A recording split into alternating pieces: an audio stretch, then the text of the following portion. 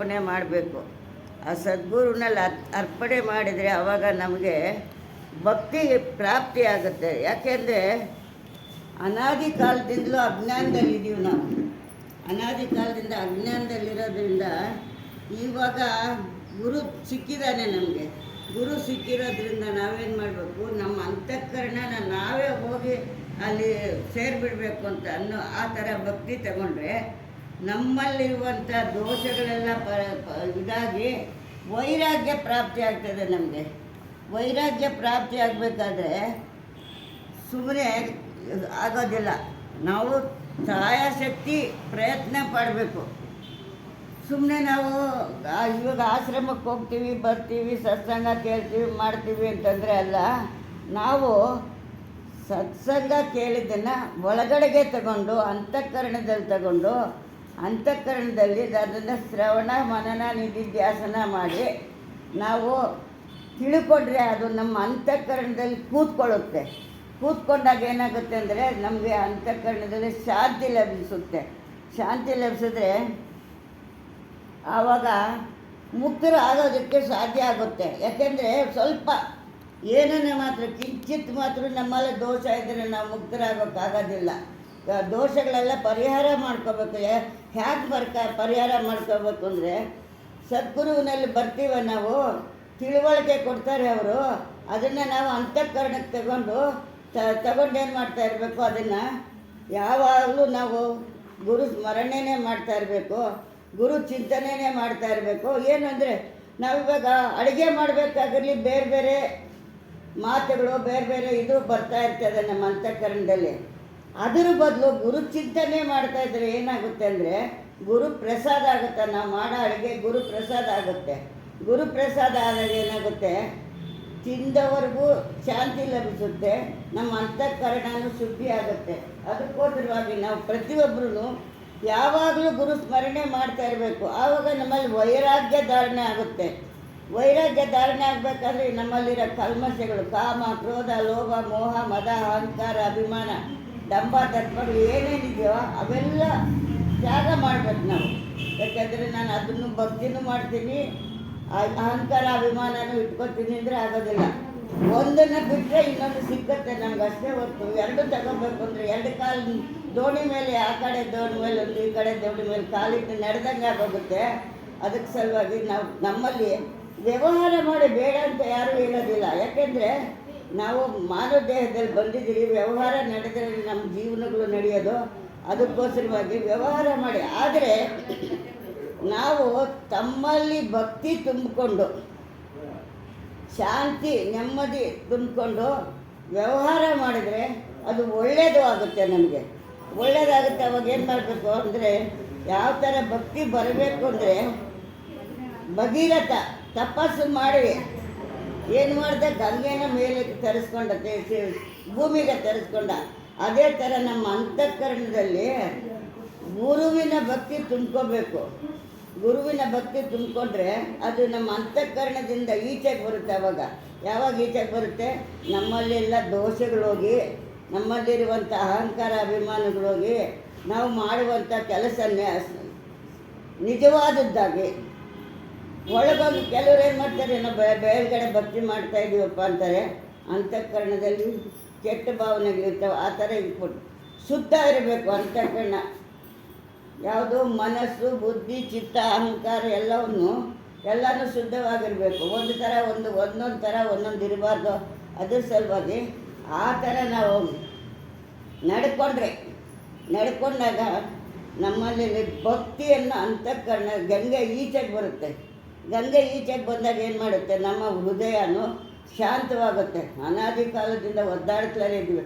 ಬೆಳಗ್ಗೆ ಎದ್ದ ತಕ್ಷಣ ಸಾಯಂಕಾಲ ಆಗೋ ತನಕ ಅದೇನಾಯಿತು, ಇದೇನಾಯಿತು, ಅದು ಮಾಡ್ತೀವಿ, ಲಹರಿಗಳು ಎದ್ದೇಳ್ತಾ ಇದ್ದಾರೆ. ಇವು ನಮಗೆ ಅಂತಃಕರಣದಲ್ಲಿ ಏನು ಮಾಡಬೇಕು, ಎಷ್ಟು ಮಾಡಬೇಕು, ನಾಳೆಗೆ ಏನಪ್ಪ, ಇವತ್ತಿಗೇನಪ್ಪ ಅಂತ ಯೋಚನೆಗಳೆಲ್ಲ ನಾಳೆಗೆ ಆಗುತ್ತೆ. ನಮ್ಮ ಪ್ರಾರಬ್ಧ ಕರ್ಮ ಏನೇನಿರುತ್ತೋ ಅದನ್ನು ನಾವು ತಗೊಂಡು ಬಂದಿರ್ತೀವಿ. ಆ ಪ್ರಾರಬ್ಧ ಕರ್ಮದ ಪ್ರಕಾರ ನಮಗೆ ನಡೆಯುತ್ತೆ. ನಾವು ಇವತ್ತು ಯೋಚನೆ ಮಾಡಿದ್ರೆ ಅದು ನಾಳೆ ಆಗೋದು ಹಾಗೇ ಆಗುತ್ತೆ. ಅದ್ರ ಸಲುವಾಗಿ ಯೋಚನೆ ಮಾಡೋದು ಬಿಟ್ಟು ಯಾವ ಮೂರೊತ್ತೂ ಗುರುಗಳು ಬಂದಿದ್ದು ಸದ್ಗುರುಗಳನ್ನ ನೆನೆಸ್ಕೊಂಡು ನಾವು ಅಂತಃಕರಣ ಶುದ್ಧಿ ಮಾಡಿಕೊಂಡ್ರೆ ನಮಗೆ ಇದ ಮುಕ್ತರಾಗೋಕ್ಕೆ ಧನ್ಯರಾಗ್ತೀವಿ ಅಂತ ಹೇಳ್ಬಿಟ್ಟು ಹೇಳ್ತೀನಿ. ಅದಕ್ಕೋಸ್ಕರವಾಗಿ ಇಲ್ಲಿ ಭಕ್ತಿ ಜ್ಞಾನ ವೈರಾಗ್ಯಕ್ಕೆ ಪಾನಿ आहत ममता दो पर्वत डूब जाते हैं. ನಮ್ಮಲ್ಲಿ ಭಕ್ತಿ ಬರಲಿ, ವೈರಾಗ್ಯ ಬರಲಿ, ಏನಾಗುತ್ತೆ ಅಂತಂದರೆ ನಮ್ಮಲ್ಲಿರುವಂಥ ಅಂತಃಕರಣದಲ್ಲಿರುವಂಥ ದೋಷಗಳೋಗುತ್ತೆ, ಸದ್ಭಕ್ತಿ ಬರುತ್ತೆ, ಸದ್ವಿಚಾರ ಬರುತ್ತೆ, ಸದ್ಜ್ಞಾನ ಬರುತ್ತೆ. ಅದಕ್ಕೋಸ್ಕರವಾಗಿ ನಾವು ಪ್ರತಿಯೊಬ್ಬರೂ ಯಾವಾಗಲೂ ಗುರುಗಳು ಭಕ್ತಿ ಮಾಡ್ತಾ ಇರಬೇಕು.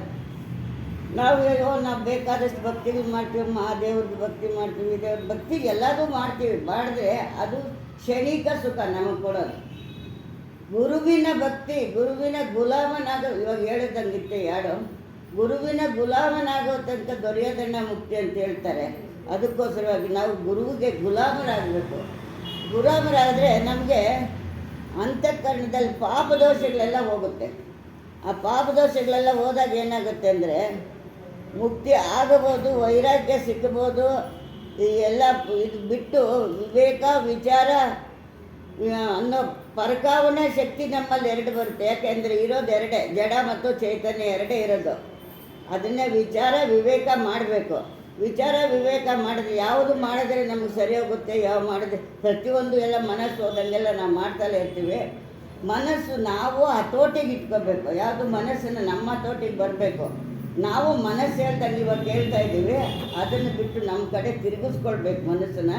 ಮನಸ್ಸು ನಾವು ಹೇಳ್ದಂಗೆ ಕೇಳೋದಕ್ಕೆ ಮಾಡ್ಕೊಳ್ಬೇಕೆ ಹೊರತು ಮನಸ್ಸು ಹೋದಂಗೆ ನಾವು ಹೋದರೆ ಅನಾದಿ ಕಾಲದಿಂದ ಹುಡ್ತಾನೆ ಇದ್ದೀವಿ, ಸಾಯ್ತಲೇ ಇರ್ತೀವಿ. ಈಗಲೂ ಹುಟ್ಟೋದಕ್ಕೂ ಸಾಯೋದಕ್ಕೂ ಪ್ರೇರಣೆ ಆಗ್ತಲೇ ಇರುತ್ತೆ. ಅದಕ್ಕೋಸ್ಕರವಾಗಿ ನಾವು ಅದನ್ನು ಬಿಟ್ಟು ಗುರುಭಕ್ತಿ ಮಾಡೋದನ್ನು ಕಲ್ತ್ಕೊಂಡ್ರೆ ಮುಕ್ತರಾಗ್ತೀವಿ ಅಂತ ಹೇಳ್ತೀವಿ. ಬೋಲಿಯೇ ಶ್ರೀ ಸದ್ಗುರು ದೇವಕಿ ಜೈ ಜೈ.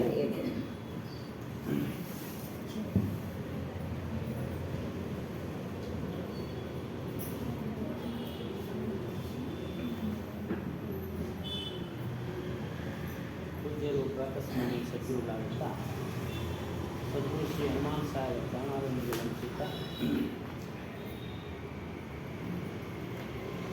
ನೆರೆದಿರುವ ಎಲ್ಲ ಭಕ್ತಿ ಮಾತೆಯನ್ನು ವಂಚಿತ ಸತ್ಸಂಗ ಕಾರ್ಯಕ್ರಮವನ್ನು ಮಾಡೋಣ.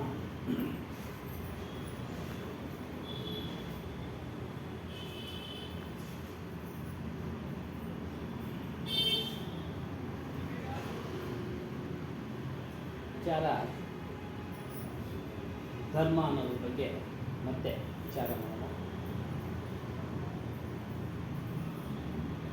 ಸದಾ ಧರ್ಮ ಜಾಕೆ ಹೃದಯ ಬಸೈ ರಾಮ ಕಸೋಟಿ ಕಸತಾಯಿ ರಹಿ. ಈ ಒಂದು ವಚನ ಮಾರ್ಮಿಕವಾಗಿದೆ ಅಂತ ತಿಳಿಸ್ತಾ ಇದೆ. ಯಾರ ಹೃದಯದಲ್ಲಿ ಸತತವಾಗಿ ಧರ್ಮ ನೆಲೆಸಿದೆಯೋ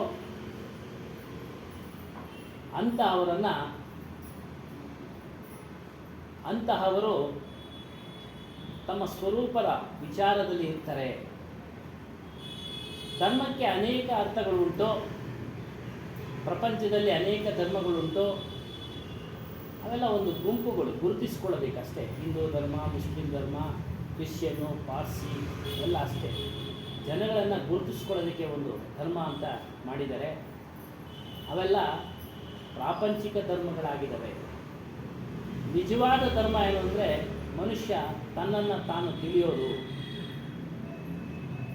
ಆ ತನ್ನನ್ನು ತಾನು ತಿಳಿಯೋದ್ರ ವಿಚಾರದಲ್ಲಿ ಬಂದಂತಹ ಕಲ್ಪನೆಗಳನ್ನು ವಿಚಾರ ಮಾಡಿ ಸಂಕಲ್ಪ ವಿಕಲ್ಪಗಳನ್ನು ವಿಚಾರ ಮಾಡಿ ಓರೆಗಲ್ಲಿಗೆ ಹಚ್ಚಬೇಕು, ಅದನ್ನು ಕಳೀತಾ ಇರಬೇಕು. ಓರೆಗಲ್ಲಂದರೆ ಚಿನ್ನ ಪರೀಕ್ಷೆ ಮಾಡೋದಕ್ಕೆ ಇಟ್ಕೊಂಡಿರ್ತಾರೆ, ಇದು ಅಸಲಿನೋ ನಕಲಿನೋ ಅನ್ನೋ ಹಾಗೆ.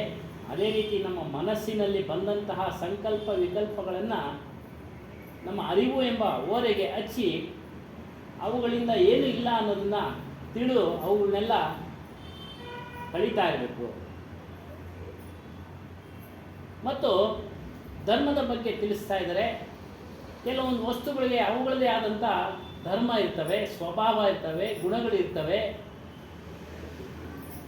ಅದು ಭೌತಿಕ ಕ್ಷೇತ್ರದಲ್ಲೂ ಇದೆ, ಮನುಷ್ಯನ ಮಾನಸಿಕ ಕ್ಷೇತ್ರದಲ್ಲೂ ಇದೆ. ಭೌತಿಕ ಕ್ಷೇತ್ರ ಅಂದರೆ ಹೊರಗಡೆಯ ಪ್ರಪಂಚ. ಹೊರಗಿನ ಪ್ರಪಂಚದಲ್ಲಿ ಕೆಲವು ಮೂಲ ದ್ರವ್ಯಗಳು, ವಸ್ತುಗಳು ಇದ್ದಾವೆ. ಅವುಗಳ ಸ್ವಭಾವ ಅವುಗಳ ನಿಯಮ ಆಗಿದೆ. ಅವುಗಳ ಗುಣ ಅವುಗಳ ನಿಯಮ ಆಗಿದೆ. ಅದು ಸತತವಾಗಿ ಈ ಸೃಷ್ಟಿ ಯಾವಾಗಲಿಂದ ಇತ್ತು ಅನ್ನೋದು ಗೊತ್ತಿಲ್ಲ, ಆಗಲಿಂದನೂ ನಡೀತಾ ಇದೆ. ಅದು ಯಾವುದು ಅಂತ ಅಂದರೆ ಗಾಳಿ, ನೀರು, ಬೆಂಕಿ ಮತ್ತು ಭೂಮಿ. ಈ ಆಕಾಶನೂ ಸಹ ಸೇರುತ್ತೆ. ಅದು ಆವರಣ ಅಂತೇಳಿ ಅದನ್ನು ಬಿಟ್ಟು ಈ ನಾಲ್ಕನ್ನು ಮಾತ್ರ ಬಗ್ಗೆ ನಮಗೆ ತಿಳಿಸ್ತಾ ಇದ್ದಾರೆ. ಭೂಮಿ ಆಗಲಿಂದನೂ ಕೆಲವು ಕಡೆ ಗಟ್ಟಿ ಇರುತ್ತೆ, ಕೆಲವು ಕಡೆ ಟೊಳ್ಳು ಇರುತ್ತೆ. ಮನುಷ್ಯ ಅದನ್ನು ಸಮಯೋಚಿತವಾಗಿ ಉಪಾಯದಿಂದ ಉಪಯೋಗಿಸ್ಕೊಳ್ತಾನೆ. ಎಲ್ಲಿ ಟೊಳ್ಳು ಭೂಮಿ ಇರುತ್ತೋ ಅಲ್ಲಿ ಗಟ್ಟಿಯಾಗಿ ತನ್ನ ಒಂದು ಭವನ ನಿರ್ಮಾಣ ಮಾಡ್ಕೊಳ್ಳೋದಕ್ಕೆ ವಸ್ತುಗಳನ್ನು, ಸಿಮೆಂಟು, ಕಬ್ಬಿಣ ಇವುಗಳನ್ನ ಉಪಯೋಗಿಸಿ ಭವ್ಯವಾಗಿ ಕಟ್ಕೊಳ್ತಾನೆ. ಗಟ್ಟಿ ನೆಲದ ಮೇಲೆ ಅಷ್ಟೊಂದು ಅವನು ಕಷ್ಟಪಡೋದಿಲ್ಲ. ಸರಳವಾದ ಒಂದು ವಿಧಾನವನ್ನು ಉಪಯೋಗಿಸಿ ಮನೆಯನ್ನು ಕಟ್ಕೊಳ್ತಾನೆ. ಇನ್ನು ಗಾಳಿ ಇವೆಲ್ಲವೂ ಸಹ ಅವುಗಳ ನಿಯಮ. ಯಾರೂ ಅದನ್ನು ಬೀಸ್ತಾ ಇಲ್ಲ, ಯಾರೂ ಅದನ್ನು ಈ ಕಡೆ ಹೋಗು ಈ ಕಡೆ ಹೋಗು ಅಂತೇಳಿ ಆದೇಶ ಮಾಡ್ತಾ ಇಲ್ಲ ಆ ವಸ್ತುಗಳಿಗೆ. ಗಾಳಿ ನಿಯಮದಂತೆ ಅದು ನಡೀತಾ ಇದೆ. ಮತ್ತು ಋತುಗಳು ಸಹ ಬೇಸಿಗೆ, ಮಳೆಗಾಲ, ಚಳಿಗಾಲ ಇವು ಸಹ ಋತುಗಳಂತೆ ನಡೀತಾ ಇದೆ. ಉದಾಹರಣೆಗೆ ಇಲ್ಲಿ ಹೇಳ್ತಾರೆ, ಒಂದು ಕೆಲವು ಮರಗಳು ಇರ್ತವೆ, ಚಳಿಗಾಲದಲ್ಲಿ ಎಲ್ಲ ಎಲೆಗಳು ಉದುರೋಗ್ತವೆ. ಮತ್ತೆ ವಸಂತ ಋತು ಬಂದಾಗ, ಮಾರ್ಚ್ ತಿಂಗಳಲ್ಲಿ ಬಂದಾಗ ಮತ್ತೆ ಎಲೆಗಳೊಂದಿಗೆ ಹೂಗಳು ಸಹ ಅರಳುತ್ತವೆ. ಈ ರೀತಿಯಾಗಿ ಅವುಗಳ ನಿಯಮ. ಅದನ್ನು ಯಾರು ಮಾಡ್ತಾ ಇಲ್ಲ, ಯಾರು ಕುಳಿತು ಅದನ್ನು ನಿರ್ವಹಣೆ ಮಾಡ್ತಾ ಇಲ್ಲ. ಈ ಟೈಮ್ಗೆ ಉದುರಬೇಕು, ಈ ಟೈಮ್ಗೆ ಇಲ್ಲ. ಅದು ಸ್ವಾಭಾವಿಕ. ಎಲ್ಲ ನಿಯಮಗಳು ಅಷ್ಟೇ ಸ್ವಾಭಾವಿಕ. ಇದು ಹಗಲು ರಾತ್ರಿ ನಡೀತಾ ಇದೆ. 365 ದಿವಸನೂ ನಡೀತಾ ಇದೆ. ನಾವು ಸಣ್ಣದಿಂದ ನೋಡ್ತಾ ಇದೀವಿ, ಅದೇ ಒಂದು ಬದಲಾವಣೆಯಲ್ಲೇ ನಡೀತಾ ಇದೆ. ಇದನ್ನು ಯಾರೂ ಮಾಡ್ತಾ ಇಲ್ಲ. ಈ ರೀತಿ ಮೂಲ ದ್ರವ್ಯಗಳು ಅವುಗಳ ಸ್ವಭಾವ, ಅವುಗಳ ನಿಯಮಗಳೊಂದಿಗೆ ನಡೀತಾ ಇದ್ದಾವೆ. ಇದು ಅವುಗಳ ಧರ್ಮ. ಗಾಳಿ ಬೀಸೋ ಧರ್ಮ, ಬೆಂಕಿ ಸುಡೋ ಧರ್ಮ, ನೀರು ಹರಿಯೋ ಧರ್ಮ. ನೀರು ಮೇಲಕ್ಕೆ ಹರಿಯಲ್ಲ, ಅದು ಸದಾ ಹಳ್ಳದ ಕಡೆಗೆ ಹರಿಯುತ್ತೆ. ಮೇಲಕ್ಕೆ ಹರಿಬೇಕಾದ್ರೆ ಅದು ಮನುಷ್ಯ ಒಂದು ಸಾಧನ ಮಾಡ್ಕೊಂಡಿದ್ದಾನೆ, ಅದ್ರ ಮೂಲಕ ಮೇಲಕ್ಕೆ ತೆಗೆದುಕೊಂಡು ಹೋಗ್ತಾನೆ. ಬೆಂಕಿ ಮೇಲ್ಗಡೆನೇ ಉರಿಯೋದು, ಕೆಳಗಡೆ ಉರಿಯಲ್ಲ. ಅದ್ರ ಸ್ವಭಾವ ಮೇಲ್ಗಡಿಕೆ, ಊರ್ಧ್ವಮುಖ. ಮತ್ತು ಅದ್ರ ಗುಣ ಏನು ಅಂದರೆ ಅಜ್ಞಾನಿ, ಜ್ಞಾನಿ ಎಲ್ಲರನ್ನ ಸುಡುತ್ತೆ. ಮತ್ತು ಈ ಗ್ರಂಥವನ್ನು ಹಾಕಿದ್ರೂ ಸುಡುತ್ತೆ. ಅದಕ್ಕೆ ಗೊತ್ತಿಲ್ಲ ಇದು ಧರ್ಮ ಗ್ರಂಥ ಮತ್ತು ಇದು ಸಾಮಾಜಿಕ ಗ್ರಂಥ ಅಂತೇಳಿ ಏನು ಗೊತ್ತಿಲ್ಲ. ಬೆಂಕಿಗೆ ಎಲ್ಲವನ್ನ ಸುಡುತ್ತೆ. ಅದ್ರ ಸ್ವಭಾವನೇ ಅಷ್ಟು, ಸುಡುವ ಸ್ವಭಾವ. ಅದಕ್ಕೆ ಒಳ್ಳೆಯದು ಕೆಟ್ಟದ್ದು ಏನು ಅನ್ನೋದು ಗೊತ್ತಿಲ್ಲ. ಅದ್ರ ನಿಯಮ, ಅದ್ರ ಸ್ವಭಾವ. ಈ ರೀತಿ ಮನುಷ್ಯ ಈ ಮೂಲ ಜಡತತ್ವಗಳನ್ನು ಉಪಯೋಗಿಸ್ಕೊಂಡು ತನ್ನ ಒಂದು ಸದುಪಯೋಗ ಮಾಡಿಕೊಳ್ತಾ ಇದ್ದಾನೆ. ಈ ರೀತಿಯಾಗಿ ರೈತನೂ ಸಹ ವರ್ಷಕ್ಕೊಮ್ಮೆ ಫಸಲನ್ನು ಬೆಳೆಯೋಕ್ಕೆ ಬೀಜವನ್ನು ಬಿತ್ತುತ್ತಾನೆ ಮತ್ತು ಅದಕ್ಕೆ ಅನುಗುಣವಾಗಿ ಏನೇನು ಕಾರ್ಯಕ್ರಮಗಳನ್ನು ಮಾಡಬೇಕೋ ಅದನ್ನು ಮಾಡ್ತಾ ಇರ್ತಾನೆ. ಆದರೆ ಪ್ರಾಪಂಚಿಕರು ಏನು ಮಾಡ್ತಾ ಇದ್ದಾರೆ, ಈ ವಿಚಾರಗಳನ್ನೆಲ್ಲವನ್ನ ದೇವರ ಮೇಲೆ ಹೊರಿಸ್ತಾ ಇದ್ದಾರೆ, ಆರೋಪ ಮಾಡ್ತಾ ಇದ್ದಾರೆ, ಅವನು ಮಾಡಿಸ್ತಾ ಇದ್ದಾನೆ ಅಂತ. ಪ್ರಕೃತಿಯ ನಿಯಮಗಳ ಮೇಲೆ ವಿಮರ್ಶಾತ್ಮಕವಾದವಲ್ಲದ ನಿಷ್ಕಪಟ ದೇವರನ್ನು ದೂರ್ತಾ ಇದ್ದಾನೆ. ಪ್ರಕೃತಿಗೆ ನಿಯಮಂ ಪರ್ ಏಕ್ ಆ ಸಾಮೀಕ್ಷಾತ್ಮಕ ಬೋಲೆ ದೇವಕೋ ತೋಪ್ನ ಹೈ. ದೇವರ ಮೇಲೆ ಆರೋಪ ಮಾಡ್ತಾ ಇದ್ದಾನೆ, ಇವನು ಮಳೆ ಕೊಡಲಿಲ್ಲ ಅಂತ. ಮಳೆ ಬರೋದಕ್ಕೆ ಪೂಜೆ ಮಾಡ್ತಾರೆ, ಜಾಸ್ತಿ ಬಂದರೆ ಆತನನ್ನು ದೂಷಣೆ ಮಾಡ್ತಾರೆ ಮಳೆನ. ಅದು ಪ್ರಕೃತಿ ನಿಯಮ. ಏನಾಗಬೇಕು ಅನ್ನೋದು ಗೊತ್ತಿಲ್ಲ, ಯಾರಿಗೂ ಅದನ್ನು ಕಂಡುಹಿಡಿಯೋಕೆ ಈವರೆಗೂ ಸಾಧ್ಯ ಆಗ್ತಾ ಇಲ್ಲ. ಬರೋ ಸೂಚನೆ ಕೊಡ್ತಾರೆ ಅಷ್ಟೇ, ಈ ರೀತಿ ಮಳೆ ಬರುತ್ತೆ ಅಂತ ವಿಜ್ಞಾನಿಗಳು. ಆದರೆ ಎಷ್ಟು ಪ್ರಮಾಣದಲ್ಲಿ ಬರುತ್ತೆ, ಎಷ್ಟು ಪ್ರಮಾಣದಲ್ಲಿ ಬರೋದಿಲ್ಲ ಅನ್ನೋದನ್ನ ಸೂಚನೆ ಕೊಡ್ತಾ ಇಲ್ಲ. ಹೀಗಾಗಿ ಅದು ನಿಯಮ, ಅದು ತನ್ನ ಒಂದು ನಿಯಮದಂತೆ ನಡೀತಾ ಇದೆ. ಮನುಷ್ಯ ಮಳೆಗೋಸ್ಕರ ಪೂಜೆ ಪುನಸ್ಕಾರಗಳನ್ನು ಮಾಡ್ತಾನೆ. ಇದೇ ರೀತಿಯಾಗಿ ಮನುಷ್ಯನು ತನ್ನ ಒಂದು ಮಕ್ಕಳಿಗೋಸ್ಕರ, ಮಕ್ಕಳಿಲ್ಲದವರು ಮಕ್ಕಳು ಕೊಡಿ ಅಂತ, ಐಶ್ವರ್ಯವನ್ನು ಕೊಡಿ ಅಂತೇಳಿ, ಆರೋಗ್ಯವನ್ನು ಕೊಡಿ ಅಂತೇಳಿ, ಪದವಿಗಳಲ್ಲಿ ಪದೋನ್ನತಿ ಕೊಡು, ಈ ರೀತಿಯಾಗಿ ಭಿಕ್ಷೆ ಬಿಡ್ತಾ ಇದ್ದಾನೆ ಹೊರಗಿನ ದೇವರಲ್ಲಿ. ಆದರೆ ಅದು ಸಾಧ್ಯ ಇಲ್ಲ. ಅವರವರ ಕರ್ಮಾನುಸಾರ, ಅವರ ಪ್ರಾರಬ್ಧಾನುಸಾರ ಅದು ಸಿಗುತ್ತೆ. ಈ ರೀತಿಯಾಗಿ ಪ್ರಕೃತಿನಲ್ಲೂ ಇದೇ ರೀತಿ ಅವನು ಬೇಡ್ತಾ ಇದ್ದಾನೆ, ಅದು ಕೊಡು ಇದು ಕೊಡು ಅಂತ. ಯಾವುದೂ ಸಹ ಆತನಿಗೆ ಸಿಗೋದಿಲ್ಲ. ಏನು ಬರಬೇಕು ಅವ್ರ ಕರ್ಮಾನುಸಾರ ಅದು ಬಂದೇ ಬರುತ್ತೆ. ಅದಕ್ಕೆ ಇಲ್ಲಿ ಹೇಳ್ತಾರೆ ಒಂದು ಕಡೆ,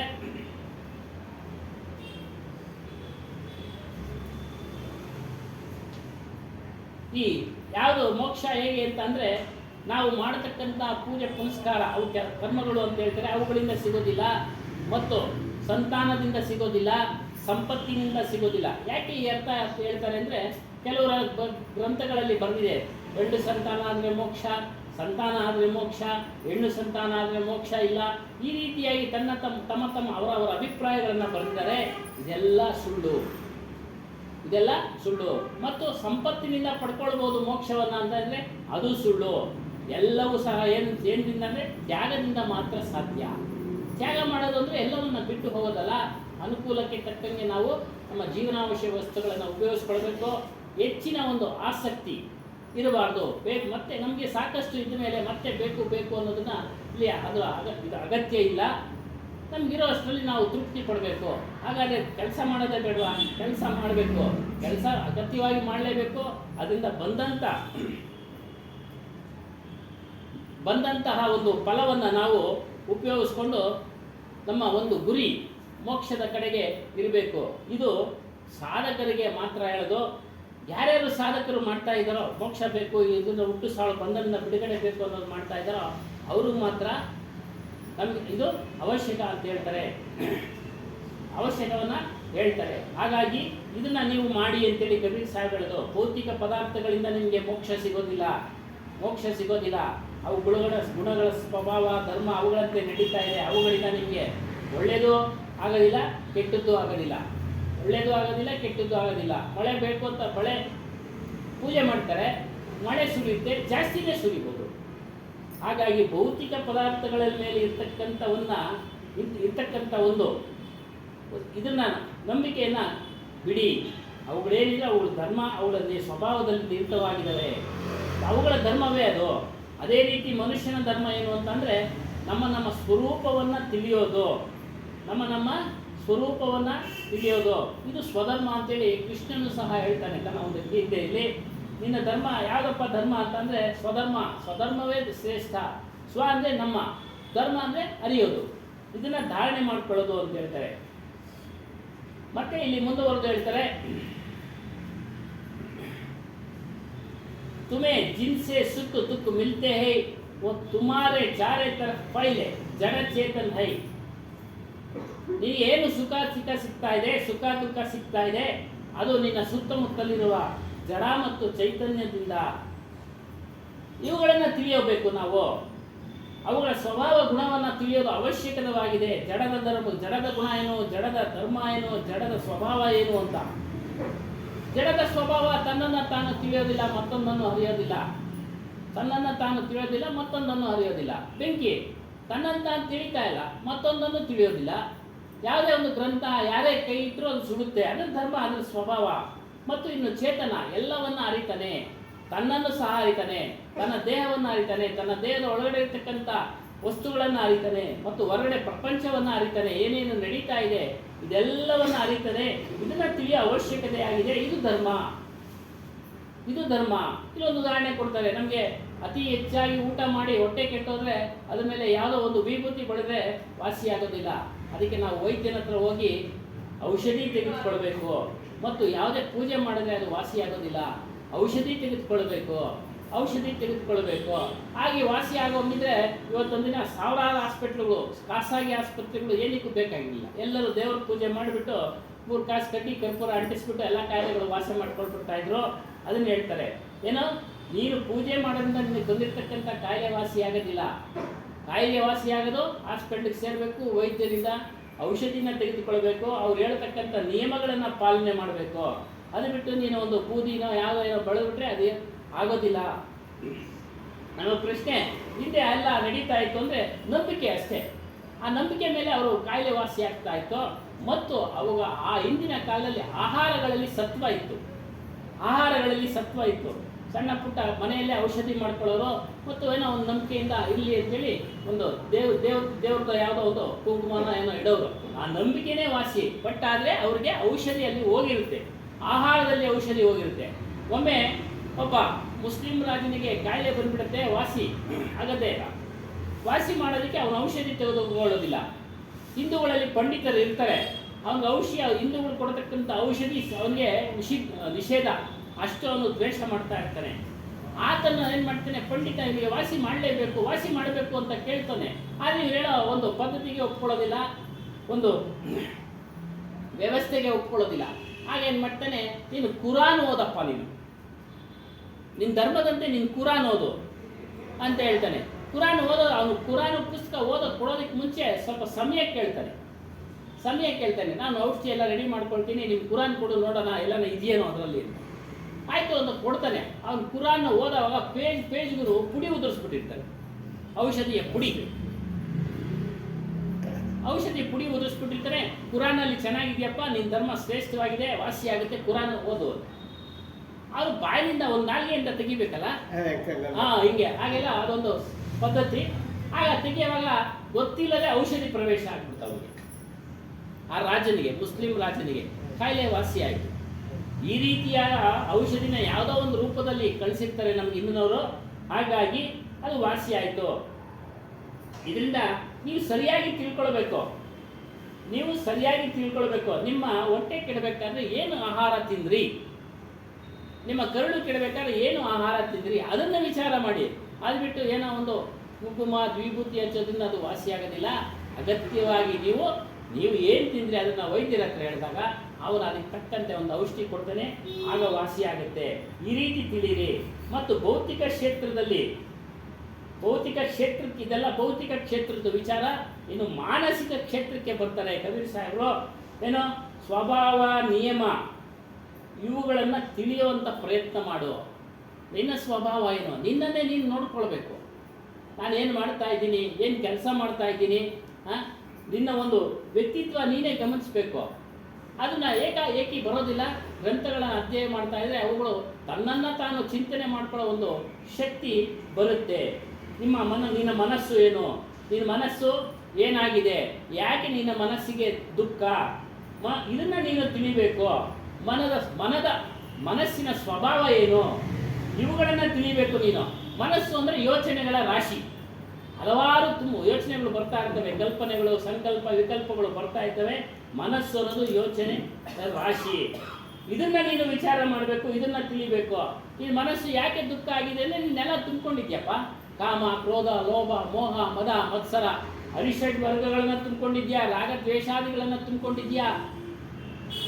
ಹೀಗಿರುವಾಗ ನಿಮಗೆ ಮನಸ್ಸಿಗೆ ಶಾಂತಿಯಲ್ಲಿ ಸಿಗುತ್ತೆ, ದುಃಖನೇ ಸಿಗೋದು.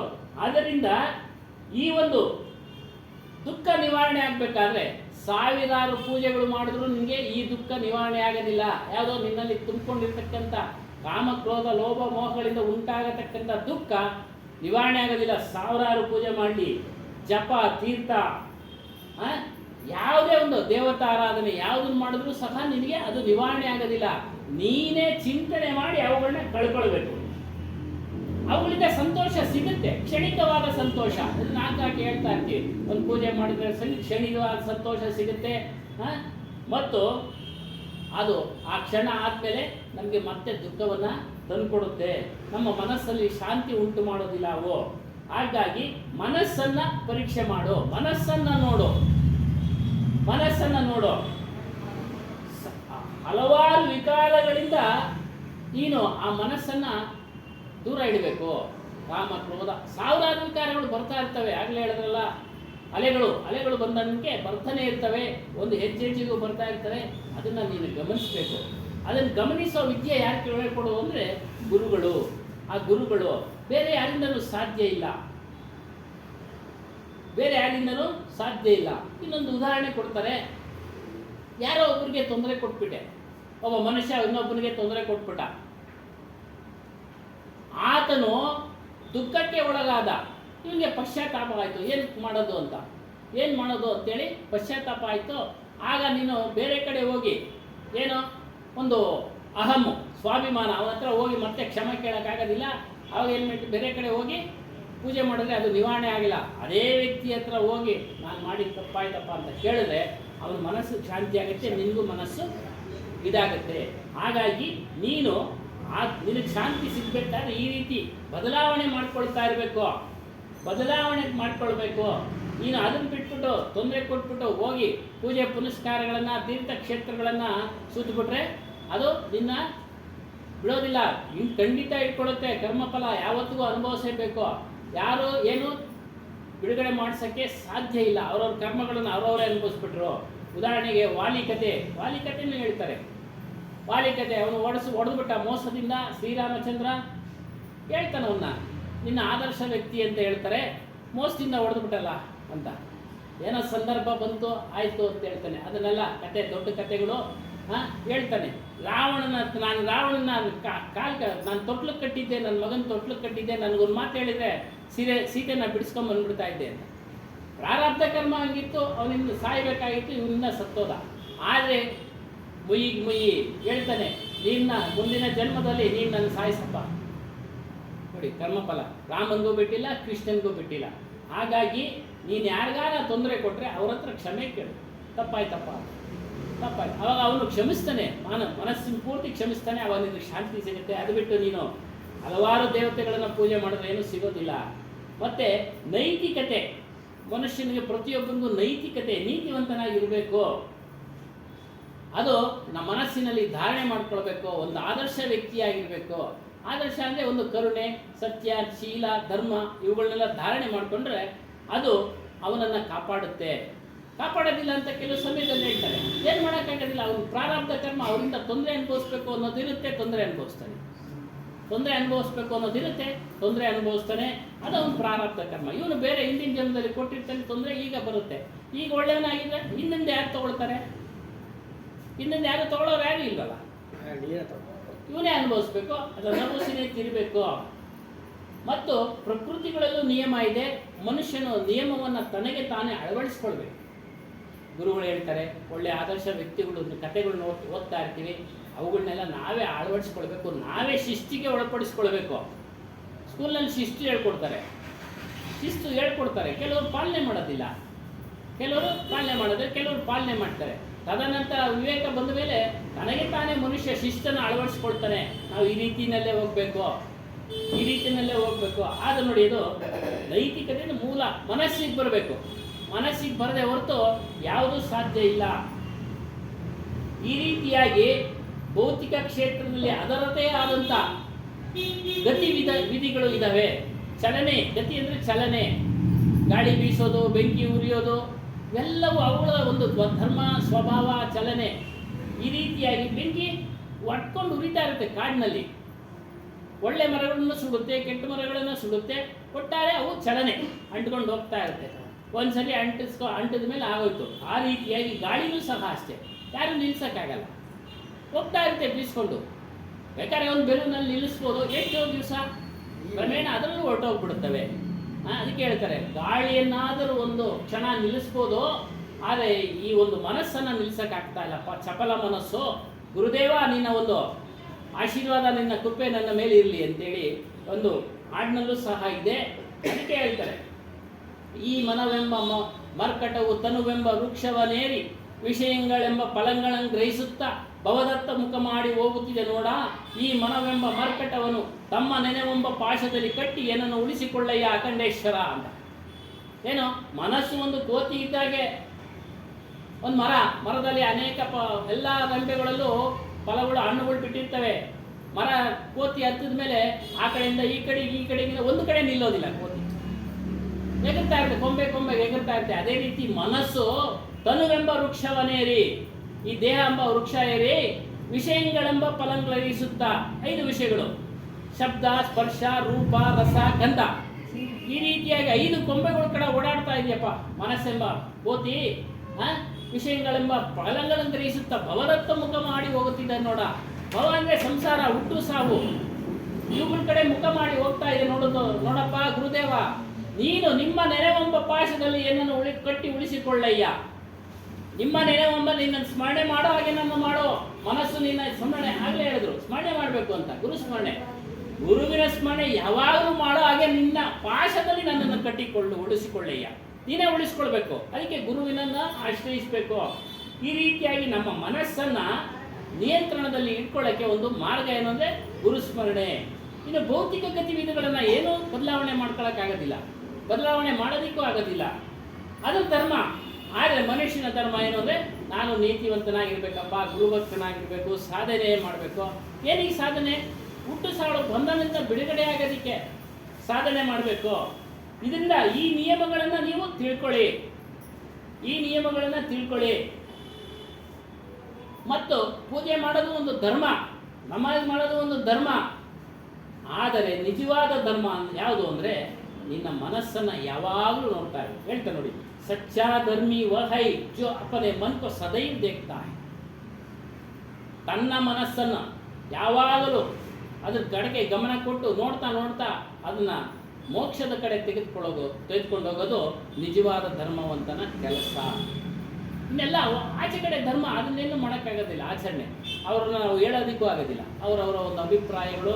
ಹಾಗಾಗಿ ಅವುಗಳನ್ನೆಲ್ಲ ನಮಗೆ ನಾವು ಸರಿ ಮಾಡ್ಕೊಳ್ಳೋಣ, ನಮ್ಮನ್ನು ನಾವು ಸರಿ ಮಾಡ್ಕೊಳ್ಳೋಣ. ಈ ರೀತಿಯಾಗಿ ಉಸ್ಮೆ ಕ್ಯಾ ಉಟ್ ರಹಾ ಹೈ, ಏನು ಉತ್ಪತ್ತಿ ಆಗ್ತಾ ಇದೆ ಮನಸ್ಸಿನಲ್ಲಿ? ಯಾರ ಮೇಲೋ ದ್ವೇಷ ಉತ್ಪತ್ತಿ ಆಗ್ತಿದೆ, ಯಾರ ಮೇಲೋ ರಾಗ ಉತ್ಪತ್ತಿ ಆಗುತ್ತೆ. ಈ ರೀತಿಯಾಗಿ ನೀನು ಅದನ್ನು ಚಿಂತನೆ ಮಾಡಬೇಕಪ್ಪ, ಮನಸ್ಸನ್ನು ಗಮನಿಸಬೇಕು. ಅವರು ಉಸ್ಕೆ ವಿಕಾರಿ ವಿಚಾರಕ್ಕೆ ದೂರ ಕರ್ತಾರೆ, ಇದು ದೂರ ಮಾಡ್ಕೊಳ್ಬೇಕು. ವಿಕಾರವಾದವನ್ನೆಲ್ಲ ಮನಸ್ಸನ್ನು, ಆ ವಿಕಾರಗಳನ್ನು ಮನಸ್ಸಿನಿಂದ ದೂರ ಮಾಡ್ಕೊಳ್ಬೇಕು, ದೂರ ಮಾಡ್ಕೊಳ್ಬೇಕು. ಮಾನಸಿಕ ಕ್ಷೇತ್ರ ಅಂದರೆ ನಿಮ್ಮ ಮನಸ್ಸಿನಲ್ಲಿ ನೀತಿವಂತನಾಗಿ ನಡ್ಕೊಂಡು ಹೋಗೋದೇ ಅದು ನೀನು ಮಾಡಬೇಕು, ಬೇರೆ ಯಾರು ಮಾಡೋಕ್ಕೆ ಸಾಧ್ಯ.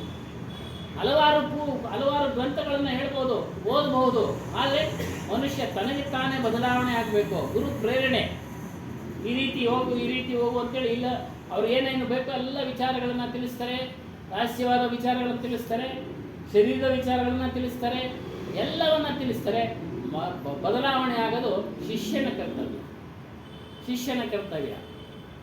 ಏನೇ ಹೇಳಿದ್ರು ಬದಲಾವಣೆ ಆಗಲಿಲ್ಲ ಅಂತಂದರೆ ಮತ್ತೆ ಹುಡ್ತಾ ಇರ್ತಾನೆ, ಸಾಯ್ತಾ ಇರ್ತಾನೆ. ಇದಕ್ಕಾಗಿ ಇದು ನಿಜವಾದ ಧರ್ಮ ಯಾವುದು ಅಂದರೆ, ನಮ್ಮ ಮನಸ್ಸನ್ನು ನೋಡಿ ಆ ಮನಸ್ಸನ್ನು ಆತ್ಮಜ್ಞಾನದ ಕಡೆ ತೆಗೆದುಕೊಂಡೋಗಿ ಈ ರೀತಿಯಾಗಿ ಜಡಚೇತನ ವೇದಗಳನ್ನು ಮತ್ತು ಅವಳ ಗುಣಧರ್ಮಗಳನ್ನು ತಿಳಿದುಕೊಳ್ಳಿ. ಯಾಕೆ ಇಲ್ಲಿ ಜಡಚೇತನ ಹಾಗಾಗಿ ಹೇಳ್ತಾರೆ ಕಬೀರ್ ಸಾಹೇಬರು ಅಂದರೆ, ಮನುಷ್ಯರು ಜಡದ ಶಕ್ತಿಗಳ ಕಡೆ ಹೋಗ್ಬೇಕು, ಕೊಡಿ ಇದು ಕೊಡಿ ಇದು ಕೊಡಿ ಅಂತ ಮಾಡ್ತಾರೆ. ಪೂಜೆ ಪುನಸ್ಕಾರಗಳು, ಅದ್ರ ಫಲ ಮುಂದಿನ ಜನ್ಮದಲ್ಲಿ ಮತ್ತೆ ಮತ್ತೆ ಹುಡ್ತಾ ಇದ್ದಾರೆ, ಸಾಯ್ತಾ ಇದ್ದಾರೆ, ಅದನ್ನೇ ಮಾಡ್ತಾ ಇದ್ದಾರೆ. ಹಾಗಾಗಿ ಅವುಗಳ ಭೇದವನ್ನು ತಿಳಿರಿ, ಅವುಗಳನ್ನು ಬಿಡಿ. ಗುಣಧರ್ಮಗಳ ಟೀಸೆ ಜಾನ್ಕರ್, ಭಯವಿಲ್ಲದೆ ನೈತಿಕತೆಯ ಧರ್ಮದ ಮಾರ್ಗದಲ್ಲಿ ನಡೆಯಿರಿ, ನೈತಿಕತೆಯ ಧರ್ಮದ ಮಾರ್ಗದಲ್ಲಿ ನಡೆಯಿರಿ. ಜಡಚೇತನ ತಿಳಿದ ಮೇಲೆ ಯಾವುದು ನಮಗೆ ಒಳ್ಳೆಯದನ್ನು ಮಾಡುತ್ತೋ ಅದರ ಕಡೆ ನಾವು ಸದಾ ಹೋಗ್ಬೇಕು, ನಡೀರಿ. ಧರ್ಮಕ್ಕೆ ಪರ್ ಚಲನ ಹೈ. ಅದಕ್ಕೆ ಸದ್ಗುರುಗಳು ಹೇಳ್ತಾರೆ, ಯಾರ ಮನಸ್ಸಿನಲ್ಲಿ ಯಥಾರ್ಥವಾದ ವಸ್ತುಗಳ ಬೋಧನೆ, ತತ್ವಬೋಧ ಇವೆಲ್ಲವೂ ನಿರಂತರವಾಗಿ ಅವರ ಮನಸ್ಸಿನಲ್ಲಿ ಇದೆಯೋ ಅವನ ಮನಸ್ಸು ಧರ್ಮದಲ್ಲಿ ಹರಿತಾ ಇದೆ ಅಂತ ತಿಳ್ಕೊಳ್ಳಿ. ಮಾನೋ ಧರ್ಮ ಬಸತಾ ಹೈ, ಹರಿತಾ ಇದೆ ಅವನು ಮನಸ್ಸು ಧರ್ಮದಲ್ಲಿ. ಐಸಾ ಸತ್ಯ ಜ್ಞಾನ ನೋಡಿ, ಈ ರೀತಿ ಇದು ಸತ್ಯ ಜ್ಞಾನ. ಜಡನೇ ಬೇರೆ, ಚೈತನ್ಯವೇ ಬೇರೆ. ಜಡಗಳಿಂದ ನಮಗೇನು ಉಪಯೋಗ ಇಲ್ಲ, ಪ್ರಾಪಂಚಿಕವಾಗಿ ಉಪಯೋಗ ಆಗ್ಬೋದು. ಭೂಮಿ, ಅದ್ರ ಮೇಲೆ ಮನೆ ಕಟ್ತೀವಿ, ಸಿಮೆಂಟ್, ಅದು ಉತ್ಪತ್ತಿಯಾದಂಥ ಸಿಮೆಂಟಿಂದ ಮನೆ ಕಟ್ತೀವಿ, ವಾಸ ಮಾಡ್ತೀವಿ ಅಷ್ಟೇ. ಈ ದೇಹ ಇರೋವರೆಗೂ ದೇಹದ ಹೋದ್ಮೇಲೆ ನಿಮ್ಮನ್ನು ಆಚೆಗೆ ಹಾಕ್ತಾರೆ. ನೀವು ಕಟ್ಟಿರೋ ಮನೆಯಿಂದನೇ ಆಚೆಗೆ ಹಾಕ್ತಾರೆ. ಅದನ್ನು ತಿಳ್ಕೊಳ್ಳಿ. ಸದಾ ಯಾವಾಗಲೂ ಇದಿರುತ್ತೆ. ಅದು ನಮ್ಮ ಸ್ವರೂಪದ ವಿಚಾರವನ್ನು ತಿಳಿರಿ ನೀವು. ಸತ್ಯ ಜ್ಞಾನ ಅಂದರೆ ಇದು, ಯಾವಾಗಲೂ ಇರತಕ್ಕಂಥ ಒಂದು ಜ್ಞಾನ.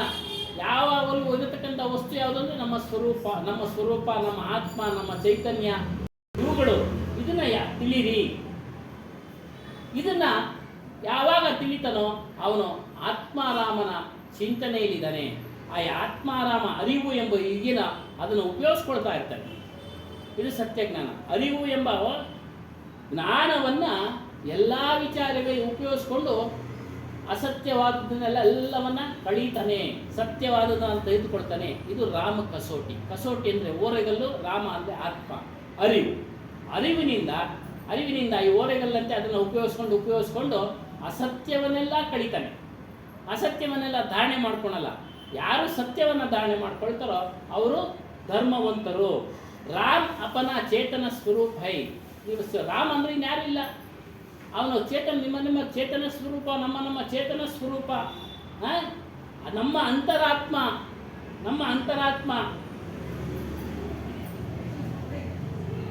ಪವಿತ್ರವಾಗಿರ್ತಕ್ಕಂಥ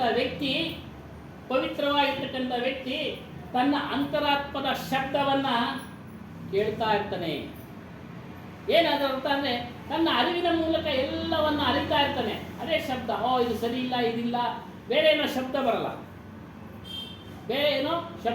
ಹೇಳ್ತಾರಲ್ಲ, ಜ್ಯೋತಿ, ನಾದ, ಬಿಂದು ಇವೆಲ್ಲ ಏನು ಬರಲ್ಲ. ಅದೊಂದು ಭಾಗ, ಅದರಿಂದ ಮುಕ್ತಿ ಇಲ್ಲ. ಕೆಲವರು ಅಲ್ಲಿಗೆ ನಿಂತ್ಕೊಂಡ್ಬಿಟ್ಟಿದ್ದಾರೆ, ಮುಂದಕ್ಕೆ ಹೋಗಲಿಲ್ಲ. ಮಾಡಿದ್ರು ಸಾಧನೆ, ಏನೋ ಒಂದು ಶಬ್ದ ಜ್ಯೋತಿ ಕಾಣಿಸ್ತು 2 ಉಪ್ಪುಗಳ ಮಧ್ಯೆ. ಯೋಗದಲ್ಲಿ ಹೇಳ್ತಾರೆ, ಯೋಗ ಕ್ಲಾಸ್ ಮಾಡುವಾಗ 2 ಉಪ್ಪುಗಳ ಮಧ್ಯೆ ನಿಮ್ಮ ಜ್ಯೋತಿ ಇದೆ, ಅದನ್ನು ಗಮನಿಸಿ ಅಂತ. ಅದು ಶಾಶ್ವತವಲ್ಲ, ಅದೊಂದು ಪ್ರಕಾಶ. ಅದೆಲ್ಲ ಉತ್ಪತ್ತಿಯಾಗಿದ್ದು ನಮಗೆ ದೇಹದಲ್ಲಿ ಉತ್ಪತ್ತಿಯಾಗಿದ್ದು. ದೇಹವೇ ನಶ್ವರ ಅನ್ನುವಾಗ ದೇಹದಲ್ಲಿ ಉತ್ಪತ್ತಿಯಾಗಿರೋದ್ರಿಂದ ಏನು ಪ್ರಯೋಜನ ಇಲ್ಲ. ಶಬ್ದ, ನಾದ, ಕಿವಿನಲ್ಲಿ ಏನೋ ಒಂದು ಶಬ್ದ ಬರುತ್ತೆ, ಸಾಧನೆ ಮಾಡ್ತಾರೆ. ಇನ್ನು ಬಿಂದು, ಆ ಒಂದು ಕಿರುನಾಲಿಗೆಯಲ್ಲಿ ಒಂದು ಅಮೃತ, ಒಂದು ಬಿಂದು ಉತ್ಪತ್ತಿ ಆಗಿಬಿಡುತ್ತೆ ಸಾಧನೆಯಲ್ಲಿರೋರಿಗೆ. ಹಠಯೋಗಿಗಳೆಲ್ಲ ಮಾಡ್ತಾರೆ. ಅವ್ಯಾವೂ ಸಹ ನಮಗೆ ಮೋಕ್ಷವನ್ನು ಕೊಡುವಂಥದ್ದಲ್ಲ, ಮುಕ್ತಿಯನ್ನು ಕೊಡುವಂಥದ್ದಲ್ಲ, ನಮ್ಮ ಬಿಡುಗಡೆಯನ್ನು ಮಾಡುವಂಥದ್ದಲ್ಲ. ಅವೆಲ್ಲ ಏನು ಹುಟ್ಟು ಸಾವು ಬಂಧನದಿಂದ ಬಿಡುಗಡೆ ಮಾಡುವಂಥದ್ದಲ್ಲ. ಅವೆಲ್ಲ ಮತ್ತೆ ಹುಟ್ಟು ಹಾಗೆ ಮಾಡುತ್ತೆ, ಮತ್ತೆ ಕಷ್ಟಪಡೋ ಹಾಗೆ ಮಾಡುತ್ತೆ. ಇವತ್ತಿನ ದಿನ ಅವು ಅನೇಕ ಒಂದು ಮಾಧ್ಯಮಗಳ ಮೂಲಕ ವಿಚಾರ ಮಾಡ್ತಾ ಇರ್ಬೋದು. ಎಲ್ಲೆಲ್ಲೋ ಕಡೆ ಕಷ್ಟಗಳು ಪಡ್ತಾ ಇದ್ದಾರೆ. ಪ್ರಕೃತಿ ವಿಕೋಪದಿಂದ ಎಲ್ಲ ಹೇಗಾಯಿತು? ವಿಜ್ಞಾನ. ಇನ್ನೂ ಒಂದು ಸರಳವಾಗಿ ಹೇಳಬೇಕು ಅಂದರೆ, ವಿಜ್ಞಾನಿಗಳು ರಿಸರ್ಚ್ ಮಾಡ್ತಾ ಇದ್ದಾರೆ. ಏನು? ಬೆಟ್ಟ ಗುಡ್ಡಗಳಲ್ಲಿ ಒಂದು ರೆಸಾರ್ಟ್ಸ್, ಭವನಗಳನ್ನು ಕಟ್ಟೋದು. ಅದೇನಾಗುತ್ತೆ? ಸಡಿಲ ಆಗುತ್ತೆ ಅಲ್ಲಿನ ಸುತ್ತಮುತ್ತಲಿನ ಪ್ರದೇಶ. ಮರಗಳನ್ನ ಏನಕ್ಕೆ ಬೆಳೆಸುವುದು ಅಂತ ಅಂದರೆ, ಆ ಮರಗಳು ಮಣ್ಣನ್ನು ಹಿಡ್ಕೊಳ್ತವೆ, ಸರಳವಾಗಿ ಬಿಟ್ಕೊಡೋದಿಲ್ಲ. ಹಾಗಾಗಿ ಅಲ್ಲೆಲ್ಲ ಕಡಿತಾ ಇದ್ದಾರೆ, ಹಾಗಾಗಿ ಅಲ್ಲಿ ಆಗ್ತಾ ಇದೆ. ಮೊದಲೆಲ್ಲ ಇರಲಿಲ್ಲ ಈ ತರ ವಿಕೋಪ, ಜಾಸ್ತಿ ಆಗಿದೆ. ಹಾಗಾಗಿ ಅದನ್ನ ನಾವು ತಿಳಿಬೇಕು. ಮತ್ತೆ ಇಲ್ಲಿ ವಿಚಾರ, ಓರೆಗಲ್ಲು, ರಾಮ ಕಸೋಟಿ, ಈ ಶಬ್ದ ಗೊತ್ತಾಗುತ್ತೆ. ಯಾವುದು? ನಮ್ಮ ಅರಿವಿನ ಶಬ್ದ ನಮಗೆ ಗೊತ್ತಾಗುತ್ತೆ. ಶಬ್ದ ಅಂದರೆ ಏನೋ ಶಬ್ದ ಬರೋದಲ್ಲ, ನಮ್ಮ ಮನಸ್ಸಿಗೆ ಹೊಳಿತಾ ಇರುತ್ತೆ. ಇದು ತಪ್ಪು, ಇದು ಸರಿ, ಇದು ತಪ್ಪು, ಇದು ಸರಿ, ಇದು ತಪ್ಪು, ಇದು ಸರಿ. ಅದಕ್ಕೆ ಯಹ ಕೋಯಿ ಯಾನ ಸಮಜಾಲೆ ಅಂತರಾತ್ಮಕ ಕೋಯಿ ಶಬ್ದ ಉಡ್ತಾ ತಾತ್ಪರ್ಯ ಹೇಳ್ತಾ ಇದ್ದಾರೆ. ಜೀವನ ಜ್ಞಾನ ಸ್ವರೂಪದ ಒಂದು ಶಬ್ದ, ಬೇರೆ ಏನೋ ಶಬ್ದ ಅಲ್ಲ. ನಮ್ಮ ಅರಿವು ನಮಗೆ ಕಳಿಸ್ತಾ ಇರುತ್ತೆ. ಏನೋ ಇದು ಸರಿ ಇಲ್ಲಪ್ಪ, ನೀನು ಮಾಡ್ತಾ ಇರೋದು, ಇದು ಒಳ್ಳೇದಲ್ಲ, ಇದು ಕೆಟ್ಟದ್ದು, ಬಿಟ್ಟುಬಿಡು, ಇದನ್ನ ವಿಚಾರ ಮಾಡು, ಇದನ್ನ ವಿಚಾರ ಮಾಡು. ವಿಚಾರ ಮಾಡ್ತಾ ಮಾಡ್ತಾ ನಿಮ್ಮಲ್ಲಿರ್ತಕ್ಕಂಥ ಮಲ ವಿಕ್ಷೇಪ ದೋಷಗಳು, ವಿಕ್ಷೇಪ ಅಂದರೆ ಚಂಚಲತೆ, ಮನಸ್ಸಿನ ಚಂಚಲತೆ. ಮಲ ಅಂದರೆ ಮಲಿನದ ಕಡೆ ಹೋಗತಕ್ಕಂಥ ಮನಸ್ಸು. ಇವೆಲ್ಲವೂ ಸಹ ಮುಕ್ತವಾಗುತ್ತೆ, ಬಿಡುಗಡೆ ಆಗುತ್ತೆ. ನಿನ್ನನ್ನು ಬಿಟ್ಟು ಹೊರಟೋಗ್ತವೆ. ಈ ರೀತಿಯಾಗಿರ್ತಕ್ಕಂಥ ಶುದ್ಧ ಜೀವ ಅಪನೆ ಹಾಕೋ. ಕ್ಷಣ ಸಮಸ್ತಾರ ತಾಯಿ ನೋಡಿ, ಕ್ಷಣದಲ್ಲೂ ನಿನಗೆ ಅದು ಅರಿವು ಕೊಡ್ತಾ ಇರುತ್ತೆ. ನಿನ್ನ ಸ್ವರೂಪ, ಒಳ್ಳೆಯದ್ರ ಬಗ್ಗೆ, ಕೆಟ್ಟದ್ರ ಬಗ್ಗೆ, ಮತ್ತು ನಾನು ಯಾರು ಅನ್ನೋದು ತಿಳಿಸಕ್ಕೆ ನಿನಗೆ ಪ್ರಚೋದನೆ ಉಂಟು ಮಾಡುತ್ತೆ, ಪ್ರೇರಣೆ ಉಂಟು ಮಾಡುತ್ತೆ. ನಾನು ಏನು ಮಾಡ್ತಾ ಇದ್ದೀನಿ, ಕ್ಯಾ ಕರ್ರ ಹಾವು, ನಮ್ಮಲ್ಲಿರ್ತಕ್ಕಂಥ ಭ್ರಮೆಗಳನ್ನು, ಭ್ರಾಂತಿಗಳನ್ನು ಎಲ್ಲವನ್ನ ಅದು ಅರಿವು ಮೂಡಿಸ್ತಾ ಇರುತ್ತೆ. ಅದು ನಿರ್ಮಲವಾಗಿದೆ ನಮ್ಮ ಸ್ವರೂಪ. ಅಲ್ಲಿ ಮಲಿನತೆ ಅನ್ನೋದಿಲ್ಲ. ಈ ರೀತಿಯಾಗಿ ನಿಮ್ಮ ಮನಸ್ಸನ್ನು ನೈತಿಕತೆಗೆ, ಭಕ್ತಿಯ ಮಾರ್ಗಕ್ಕೆ ತೆಗೆದುಕೊಂಡು ಹೋಗ್ತಾ ಇದ್ರೆ ನಿಮ್ಮ ಮನಸ್ಸು ಶುದ್ಧವಾಗಿ ನಿರ್ಮಲವಾಗಿದೆ. ನಿರ್ಮಲವಾದ ಬಳಿಕ ನಿನ್ನ ಸ್ವರೂಪದ ಒಂದು ಪರಿಚಯ, ಫೀಲಿಂಗ್ಸ್, ಅನುಭವ. ಏನೋ ಶಬ್ದ ಬರೋದಲ್ಲ, ಏನೋ ಒಂದು ಜ್ಯೋತಿ ಕಾಣೋದಲ್ಲ, ತನಗೆ ತಾನೇ ಫೀಲಿಂಗ್ಸ್ ಅನುಭವ ಆಗ್ತಾ ಇದ್ದೀವಿ. ಅಲ್ಲಿ ನೋವು ಬಂದಾಗ ಅಲ್ಲಿ ನೋವನ್ನ ಸವಿಸ್ತೀವಿ.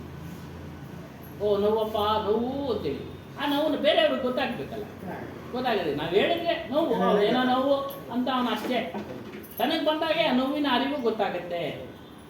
ನನಗೆ ಅಲ್ಲಿ ನೋವು ಬಂದಾಗ ಆ ನೋವಿನ ಅರಿವು ಗೊತ್ತಾಗುತ್ತೆ. ಯಾವುದೇ ಒಂದು ಶರೀರದ ಭಾಗದ ನೋವು ಏನ್ರಿ ಅವನು ಯಾವಾಗಲೂ ಗುರುಗ್ತಾ ಇರ್ತಾನೆ. ಪಾಪ ಅವನ ಕಷ್ಟ ಅವನದ್ದು. ಕಾಲು ನೋವು, ಹಲ್ಲು ನೋವು, ಕಿವಿ ನೋವು, ಏನು ಈ ಶರೀರದ ಧರ್ಮನ ಎಷ್ಟು ಒಂದು 50 ವರ್ಷ ಆದಮೇಲೆ ಇದೆಲ್ಲ ತಾನಾಗಿ ಕ್ಷೀಣವಾಗ್ತಾ ಇರುತ್ತೆ. ನೋವುಗಳು ಬರ್ತಾನೆ ಇರ್ತವೆ. ಔಷಧಿ ಹಚ್ತಾ ಇರಬೇಕು. ಪರ್ಮನೆಂಟ್ ಆಗಿ ಯಾವುದೂ ಕ್ಯೂರ್ ಆಗೋದಿಲ್ಲ.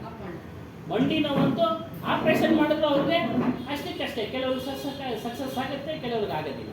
ಅವ್ರು ಹೇಳ್ಬಿಡ್ತಾರೆ ಆದ್ರೆ ಆಗುತ್ತೆ, ಇಲ್ಲದಿಲ್ಲ ಸೈನ್ ಹಾಕ್ಸ್ಕೊಂಡ್ಬಿಡ್ತಾರೆ ಆಪ್ರೇಷನ್ ಮಾಡೋದು.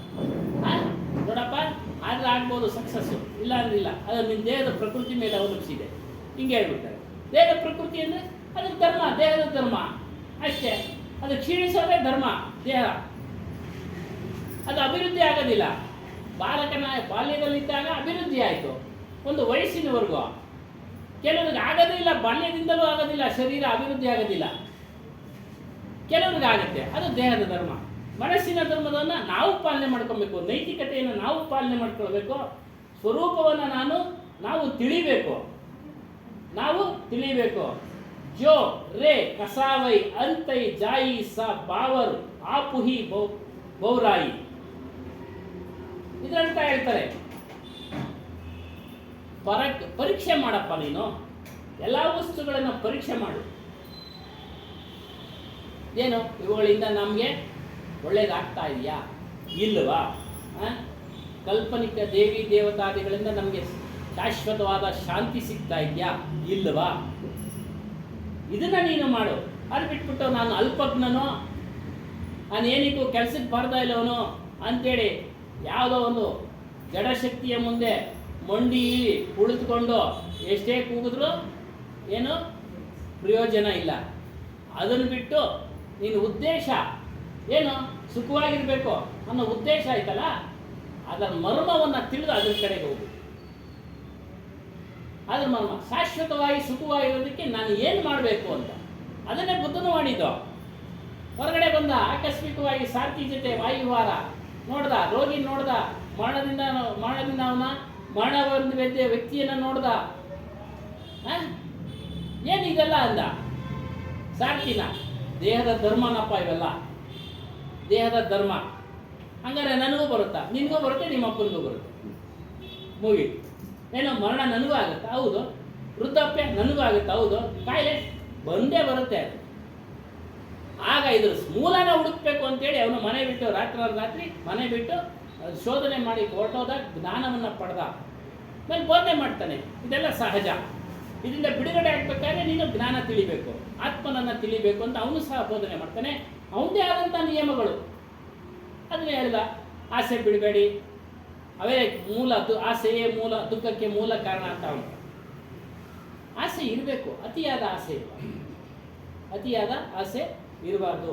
ಈ ರೀತಿಯಾಗಿ ಅಲ್ಪಜ್ಞ, ನಾನೇನು ಮಾಡದೇ ಆಗೋದು ಅಸಮರ್ಥ, ನನ್ನ ಕೈಯಲ್ಲಿ ಏನೂ ಆಗೋದಿಲ್ಲ, ಎಲ್ಲ ಮಾಡ್ತಕ್ಕಂಥವನು ಬೇರೆ ಇದ್ದಾನೆ ಅಂತೇಳಿ ತಿಳ್ಕೊಂಡಿದ್ಯಾ? ನಿನ್ನ ಕೈಯಿಂದನೇ ಎಲ್ಲ ಸಾಧ್ಯನ, ನಿನ್ನ ಕೈಯಿಂದನೇ ಎಲ್ಲ ಸಾಧ್ಯ.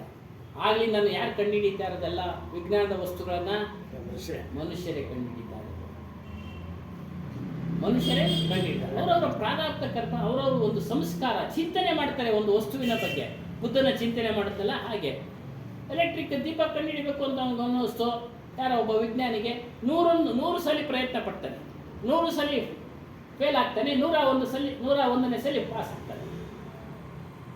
ಯಾವುದು ದೃಢವಾದ ಚಿತ್ತದಿಂದ ಅವನು ಆ ಉದ್ದೇಶನ ಈಡೇರಿಸಬೇಕು ಅಂತ ಹೋದ, ತನ್ನ ಒಂದು ಉದ್ದೇಶ. ಅದೇ ರೀತಿಯಾಗಿ ಶಾಶ್ವತವಾದ ಸುಖ ಬೇಕಾದರೆ ಅದ್ರ ಮಾರ್ಗವನ್ನು ಕಂಡುಕೊಳ್ಬೇಕು ನಾವು. ಶಾಶ್ವತವಾದ ಸುಖ ಎಲ್ಲಿದೆ ಅನ್ನೋದು ಮಾರ್ಗನ ಯಾರು ತಿಳಿಸ್ತಾರೆ? ಗುರುಗಳು ತಿಳಿಸ್ತಾರೆ. ಅವುಗಳಲ್ಲಿ ನೀನು ಹೋಗ್ಬೇಕು, ಅವ್ರ ಜೊತೆ ಹೋಗ್ಬೇಕು. ಬೇರೆ ಯಾರ ಜೊತೆ ಹೋದ್ರೂ ನಿನಗೆ ಸುಖ ಇಲ್ಲ. ಕ್ಷಣಿಕ ಸುಖ, ಒಂದು ಪೂಜೆ ಮಾಡಿದ್ರೆ ಕ್ಷಣಿಕ ಸುಖ, ಒಂದು ಜಪ ಮಾಡಿದ್ರೆ ಕ್ಷಣಿಕ ಸುಖ, ಒಂದು ಇನ್ನೊಂದು ಅನ್ನದಾನ ಮಾಡಿದ್ರೆ ಕ್ಷಣಿಕ ಸುಖ. ಮಾಡಬಾರ್ದು ಅಂತೇನಿಲ್ಲ, ಎಲ್ಲ ದಾನಗಳು ಮಾಡಿ. ಆದರೆ ಬಯಕೆಗಳನ್ನು ಬಿಡಿ. ನನಗೆ ಇಂಥದ್ದು ಆಗಬೇಕಪ್ಪ, ನಾನು ಇಂಥದ್ದು ಮಾಡಿಸ್ತಾ ಇದ್ದೀನಿ, ನಿನಗೆ ಮೂಗ್ನಂತ ಮಾಡಿಸ್ತಾ ಇದ್ದೀನಿ, ನಿನಗೆ ಕಿವಿ ಮಾಡಿಸ್ತಾ ಇದ್ದೀನಿ, ನನಗೆ ಸಂತಾನ ಕೊಡು. ಸಂತಾನದ ಪ್ರಾಪ್ತಿ ಇದ್ರೆ ಮಾತ್ರನೇ ಸಂತಾನ, ಇಲ್ಲಾಂದ್ರೆ ಯಾರು ಕೊಡೋಕ್ಕಾಗಲ್ಲ. ಜನ್ಮಕ್ಕೆ ಸಂತಾನ ಅದು ಅಷ್ಟೇ. ಈ ಜನ್ಮದಲ್ಲಿ ನಿಮಗೆ ಪ್ರಾಪ್ತಿಯಾಗಬೇಕು ಅನ್ನೋದಿದ್ರೆ ಮಾತ್ರ ಎಲ್ಲ ಒಂದು ಹೋಗ್ತೀರಾ, ಯಾವುದೋ ಗುರುಗಳ ಹತ್ರ ಹೋಗ್ತೀರಾ, ಅಲ್ಲೂ ಅಷ್ಟೇ ಅವರಿಂದ ನಿಮಗೆ ಬರಬೇಕು ಅನ್ನೋದಿದ್ರೆ ಮಾತ್ರ. ನಿಂದು ಒಂದು ಕೋಇನ್ಸಿಡೆನ್ಸ್, ಕಾಕಾತಾಳಿ ನ್ಯಾಯ, ನಿನ್ನಲ್ಲಿ ಹೋಗಿ ಅದನ್ನ ಕೇಳ್ಕೊಂಡೆ ಆ ಸಮಯ ಬಂದಿತ್ತು ಆಯ್ತು. ಇದು ಗುರುಗಳಿಗೂ ಸಹ ಅನ್ವಯಿಸುತ್ತೆ. ಅದಕ್ಕೆ ನಮ್ಮ ಹನುಮಾನ್ ಸಾಹೇಬ್ ಹೇಳ್ತಾ ಇದ್ರು, ಏನು ಬೈಕೆಗಳು ಇಟ್ಕೊಂಡು ಬರಬೇಡಿ ಅಲ್ಲಿ, ನಾನು ಹಂಗಾಗಬೇಕು ಹಿಂಗಾಗಬೇಕು ಎಲ್ಲ ಬೈಕೆಗಳು ಇಟ್ಕೊಂಡು ಆಶ್ರಮಕ್ಕೆ ಬರಲೇಬೇಡಿ ಅಂತ ಖಂಡಿತವಾಗಿ ಹೇಳ್ಬಿಡ್ತಾ ಇದ್ರು. ಹಾಗೆಯೇ ಕೆಲವರು ಬೈಕೆಗಳು ಇಟ್ಕೊಂಡು ಬರ್ತಾರೆ, ನನಗೆ ಹಂಗಾಗಿನಪ್ಪ ಗುರುದೇವ, ಬಯಕೆಗಳೇ ಇಟ್ಕೊಳ್ಳೋದು ಬರಬೇಡಿ. ಇದರಿಂದ ನಾನು ಅಸಮರ್ಥ ಅಂತ ನೀನು ಹೇಳ್ಕೊಳ್ಬೇಡಪ್ಪ, ನೀನು ಎಲ್ಲ ಸಮರ್ಥನು, ನೀನು ಎಲ್ಲ ಸಮರ್ಥನು. ನಿನ್ನ ಉದ್ಧಾರವನ್ನು ನೀನೇ ಮಾಡ್ಕೊಳ್ಬೇಕು, ನಿನ್ನ ಉದ್ಧಾರವನ್ನು ನೀನೇ ಮಾಡ್ಕೊಳ್ಬೇಕು. ಬೇರೆ ಯಾರು ಉದ್ಧಾರ ಮಾಡೋಕ್ಕೆ ಸಾಧ್ಯ ಇಲ್ಲ, ಸಾಧ್ಯ ಇಲ್ಲ. ಶಿಕ್ಷಕನು ವಿದ್ಯಾರ್ಥಿಗೆ ಪಾಠ ಹೇಳಿದ ಬಳಿಕ ಆ ವಿದ್ಯಾರ್ಥಿಯು ಆ ಪಾಠವನ್ನೆಲ್ಲ ಓದಿ ಪರೀಕ್ಷೆಯಲ್ಲಿ ಬರೆದ್ರೇ ಅವನು ಪಾಸು. ಅಂದರೆ ಶಿಕ್ಷಕನೇ ಬಂದು ಬರೆಯೋದಕ್ಕೆ ಸಾಧ್ಯ ಇಲ್ಲ, ಅವನು ಹೇಳೋದು ಅಷ್ಟೇ ಕೆಲಸ. ಪರೀಕ್ಷೆನಲ್ಲಿ ಯಾರೋ ಬರ್ತಾರೆ, ಮೊದಲು ಅವರವರೇ ಬರೋರು, ಇವಾಗೆಲ್ಲ ಬೇರೆಯವ್ರನ್ನ ಕಳಿಸ್ತಾರೆ, ಹೌದು ನೋಡ್ಕೊಳ್ಳಿ ಸೂಪರ್ವೈಸರ್ ಅಂತ. ಹಾಗಾಗಿ ನಮ್ಮ ಕೆಲಸ, ಶಿಷ್ಯನ ಕೆಲಸ ಏನು, ನಮ್ಮ ಉದ್ಧಾರ ನಾವು ಮಾಡಬೇಕು. ಗುರು ಪ್ರೇರಣೆ ಕೊಡ್ತಾ ಇದ್ದಾನೆ, ಇಂತಿದ್ದದ್ದು ಕೆಲಸ ನೀನು ಮಾಡಬೇಕು ಅಂತ ಹೇಳಿ. किसी काल्पनिक देवता से तो कुछ भी होने जाने वाला नहीं है. ಯಾವುದೇ ಕಾಲ್ಪನಿಕ ದೇವತೆಯಿಂದ ಏನೂ ಆಗೋದಿಲ್ಲ, ಬರೋದು ಇಲ್ಲ ಹೋಗೋದು ಇಲ್ಲ. ಹಿಂಗಾಗಲೇ ಬಂದು ನಿಗದಿ ಆಗಿಬಿಟ್ಟಿರುತ್ತೆ. ನಿನ್ನ ಪ್ರಾರಬ್ಧ ಕರ್ಮಾನುಸಾರ ಗರ್ಭದಲ್ಲಿ ನಿಗದಿ ಆಗಿಬಿಡುತ್ತೆ. ನೀನು ಯಾವ ರೀತಿ ಬಾಳಬೇಕು, ಏನು ಸ್ವಭಾವ ನಿನ್ನದು, ಈ ರೀತಿ ನಿನ್ನ ಅಳವಡಿಸ್ಕೊಂಡ್ರೆ ಎಷ್ಟೇ ಹೇಳಿದ್ರು ಕೆಲವು ಟೈಮ್ ಒಂದು ಸ್ವಭಾವನ ಬಿಡೋದಕ್ಕೆ ಆಗೋದಿಲ್ಲ. ಅದಕ್ಕೆ ಹೇಳ್ತಾರೆ ಹುಟ್ಟುಗುಣ ಸುಟ್ಟರು ಹೋಗೋದಿಲ್ಲ, ಹುಟ್ಟುಗುಣ ಸುಟ್ಟರು ಹೋಗೋದಿಲ್ಲ ಅಂತ. ಅದೇ ಅದು ನಿಗದಿಯಾಗಿಬಿಡುತ್ತೆ, ಅದು ನಿಗದಿಯಾಗಿಬಿಡುತ್ತೆ. ನೀನು ಹೊರಗಡೆ ಬಂದು ಏನೇನು ಮಾಡಿದ್ರು ಅವೆಲ್ಲ ಕಳ್ಕೊಳ್ಳೋಕ್ಕೆ ಸಾಧ್ಯ ಇಲ್ಲ. ಆದರೆ ಗುರುವಿನಲ್ಲಿ ಬಂದಾಗ ಎಲ್ಲವನ್ನ ಕಳ್ಕೊಳ್ಳೋದು. ಗುರುವಿನ ಮಾರ್ಗದರ್ಶನದಲ್ಲಿ ನೀವು ಸತತವಾಗಿ ನಡೀತಾ ಇದ್ರೆ ಎಲ್ಲವನ್ನ ಕಳ್ಬೋದು. ಹುಟ್ಟು ಗುಣನೂ ಸುಡ್ಬೋದು, ಹುಟ್ಟು ಗುಣನೂ ಸುಡ್ಬೋದು, ಏನೋ ಒಂದು ಕೆಟ್ಟ ಗುಣ ಇರುತ್ತೆ ಸುಟ್ಟಾಕ್ಬೋದು. ಅದಕ್ಕೆ ಹೇಳ್ತಾರೆ ಕಬೀರ್ ಸಾಹೇಬರು, ಗುರುವಿನ ಒಂದು ಅನೇಕ ಕರ್ಮಗಳ ರಾಶಿ ಬಿದ್ದರೆ ಅದಕ್ಕೆ ಒಂದು ಸಣ್ಣ ಬೆಂಕಿ ಕಿಡಿ ಸಾಕು, ಸಣ್ಣ ಬೆಂಕಿ ಕಿಡಿ ಸಾಕು ಬೂದಿ ಆಗೋದಕ್ಕೆ. ಅದೇ ರೀತಿಯಾಗಿ ನಿನ್ನ ಕರ್ಮದ ರಾಶಿಯನ್ನೆಲ್ಲ ಸುಟ್ಟು ಮಾಡೋ ಶಕ್ತಿ ಯಾರಿಗಿದೆ ಅಂದರೆ ಗುರುವಿಗಿದೆ.